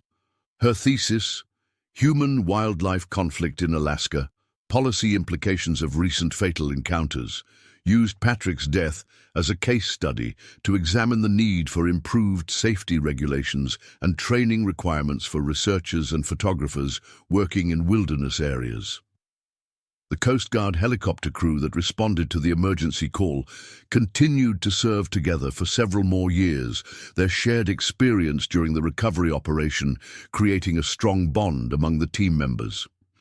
Lieutenant Commander James McCarthy later described the incident as one of the most challenging and emotionally difficult rescues of his career, noting that the crew had trained extensively for medical emergencies and equipment failures, but had never prepared for the psychological impact of recovering human remains from a predator attack. 5 years after Patrick's death, his parents Robert and Linda Doyle visited Afognak Island as part of a healing process recommended by their grief counselor. The trip was arranged through the Alaska Department of Fish and Game and included meetings with the researchers and emergency responders who had been involved in the incident. The Doyles described the visit as both emotionally difficult and ultimately helpful in understanding the circumstances that had led to their son's death. During their visit, the Doyles met with Trooper James Wright, who had been responsible for shooting the massive male bear that killed their son. Wright expressed his condolences and explained the difficult decision-making process that had led to the use of lethal force against the bear. The meeting was emotional for all involved, but the Doyles later said they appreciated the opportunity to understand the complex circumstances that had surrounded their son's death. The wildlife photography industry continued to grapple with the ethical and safety implications of Patrick's death, with ongoing debates about the acceptable level of risk in pursuit of compelling images. Some photographers argued that the risks were an inherent part of documenting dangerous wildlife and that excessive safety restrictions would prevent the capture of important educational and conservation images. Others maintained that no photograph was worth risking human life and that the industry needed to adopt more conservative approaches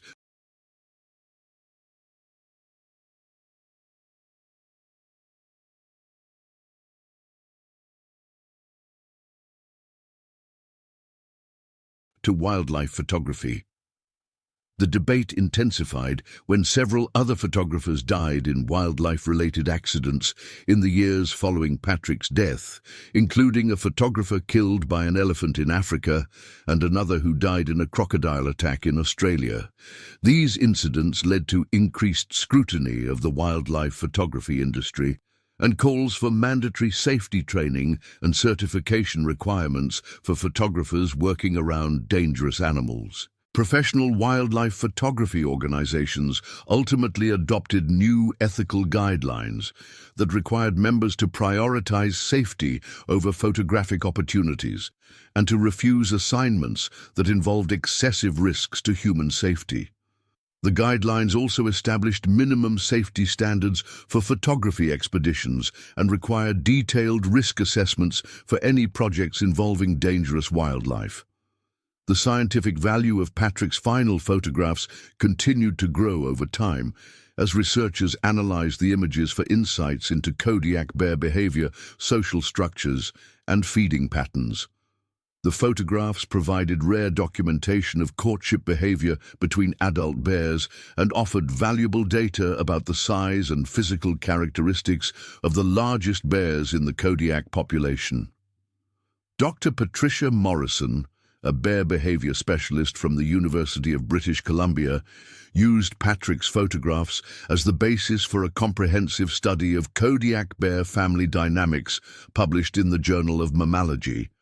The study concluded that Patrick had documented previously unknown aspects of bear social behavior, including the tolerance shown by large males toward unrelated cubs and the complex courtship rituals that preceded mating. The economic impact of Patrick's death extended beyond the immediate costs of the emergency response and investigation to include lost tourism revenue and increased insurance costs for expedition operators working in Alaska.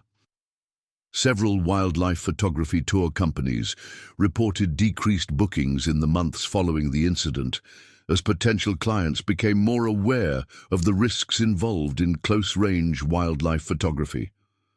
However, the long-term impact on Alaska's tourism industry was minimal, as the state's wildlife viewing opportunities continued to attract visitors from around the world. Wildlife managers worked with tour operators to develop enhanced safety protocols that allowed tourists to safely observe dangerous wildlife while maintaining appropriate distances and safety precautions. The Alaska Department of Fish and Game established a new position for a human-wildlife conflict specialist whose job was to investigate dangerous encounters between humans and wildlife and to develop strategies for preventing future incidents. The specialist worked with researchers, photographers, and tour operators to ensure that human activities in wildlife habitat were conducted safely and with minimal risk to both humans and animals. 10 years after Patrick's death, the Pillar Creek area had returned to its natural state with no visible signs of the tragedy that had occurred there. The salmon runs continued to attract dozens of Kodiak bears each summer, and the area remained one of the most productive wildlife viewing locations in Alaska. New generations of bears, including the offspring of the female who had been involved in Patrick's death, continued to use the creek for feeding and raising their cubs. The remote camera traps originally deployed by Dr. Chen's research team were eventually replaced with newer technology that provided even more detailed information about bear behavior and population dynamics. The data collected over the years following Patrick's death contributed to a comprehensive understanding of Kodiak bear ecology and helped inform management decisions about hunting quotas and habitat protection. Wildlife managers noted that the female bear involved in Patrick's death had successfully raised multiple litters of cubs in the years following the incident, suggesting that her defensive behavior had been appropriate from a biological perspective, even though it had resulted in human tragedy. Her cubs and grandcubs continued to use the Pillar Creek area, creating a multi-generational population that researchers continued to study. The massive size of the male bear that killed Patrick was never equaled by any other bear documented in the Kodiak archipelago, making him a unique specimen that provided valuable insights into the upper limits of bear growth and development. Biologists speculated that his exceptional size had been the result of optimal feeding conditions, good genetics, and possibly an extended lifespan that allowed him to reach his full growth potential. Patrick Doyle's name was added to a memorial wall at the Alaska Department of Fish and Game headquarters that honored individuals who had died while studying or working with Alaska's wildlife. The memorial served as a reminder of the risks involved in wildlife research and the dedication of those who chose to work closely with dangerous animals despite those risks. The legal precedent established by the investigation into Patrick's death influenced how similar cases were handled in subsequent years. The determination that Patrick had voluntarily assumed the risks involved in wildlife photography, despite signing liability waivers, provided guidance for courts dealing with other outdoor recreation accidents involving dangerous wildlife. Insurance companies began requiring more detailed risk assessments and safety protocols from expedition operators and wildlife photographers seeking coverage for work in areas with dangerous wildlife. The increased insurance costs and regulatory requirements led some smaller operators to exit the business, while others invested in enhanced safety equipment and training to meet the new standards. The long-term psychological effects of witnessing Patrick's death continued to influence the career decisions and personal lives of the surviving expedition members. Several team members reported lasting changes in their relationship with wildlife and wilderness environments, including increased anxiety about working in remote locations and altered perceptions of the risks involved in their professional activities. Dr. Jennifer Walsh eventually returned to wildlife medicine but focused her practice on captive animals rather than field research involving dangerous wildlife. She credited the counseling and support she received following Patrick's death with helping her recover from her trauma, but acknowledged that the experience had permanently changed her perspective on the risks involved in working with large predators. The story of Patrick Doyle's death became part of Alaska folklore, told and retold by guides, researchers, and outdoor enthusiasts as a cautionary tale about the importance of respecting dangerous wildlife. The story served as a powerful reminder that Alaska's wilderness remained genuinely wild and that human visitors were subject to the same natural laws and predatory relationships that governed all life in these remote ecosystems. Educational programs developed in response to Patrick's death were eventually adopted by wildlife management agencies throughout North America, spreading the lessons learned from the incident to other regions where humans and dangerous wildlife shared habitat. The programs emphasized that preventing human-wildlife conflicts required understanding animal behavior, maintaining appropriate distances, and always having emergency backup plans when working in dangerous environments. The remote location where Patrick died remained difficult to access, requiring boat transportation and experienced guides to reach safely. This isolation helped preserve the area's wild character, while also limiting human access to levels that didn't significantly impact the resident bear population.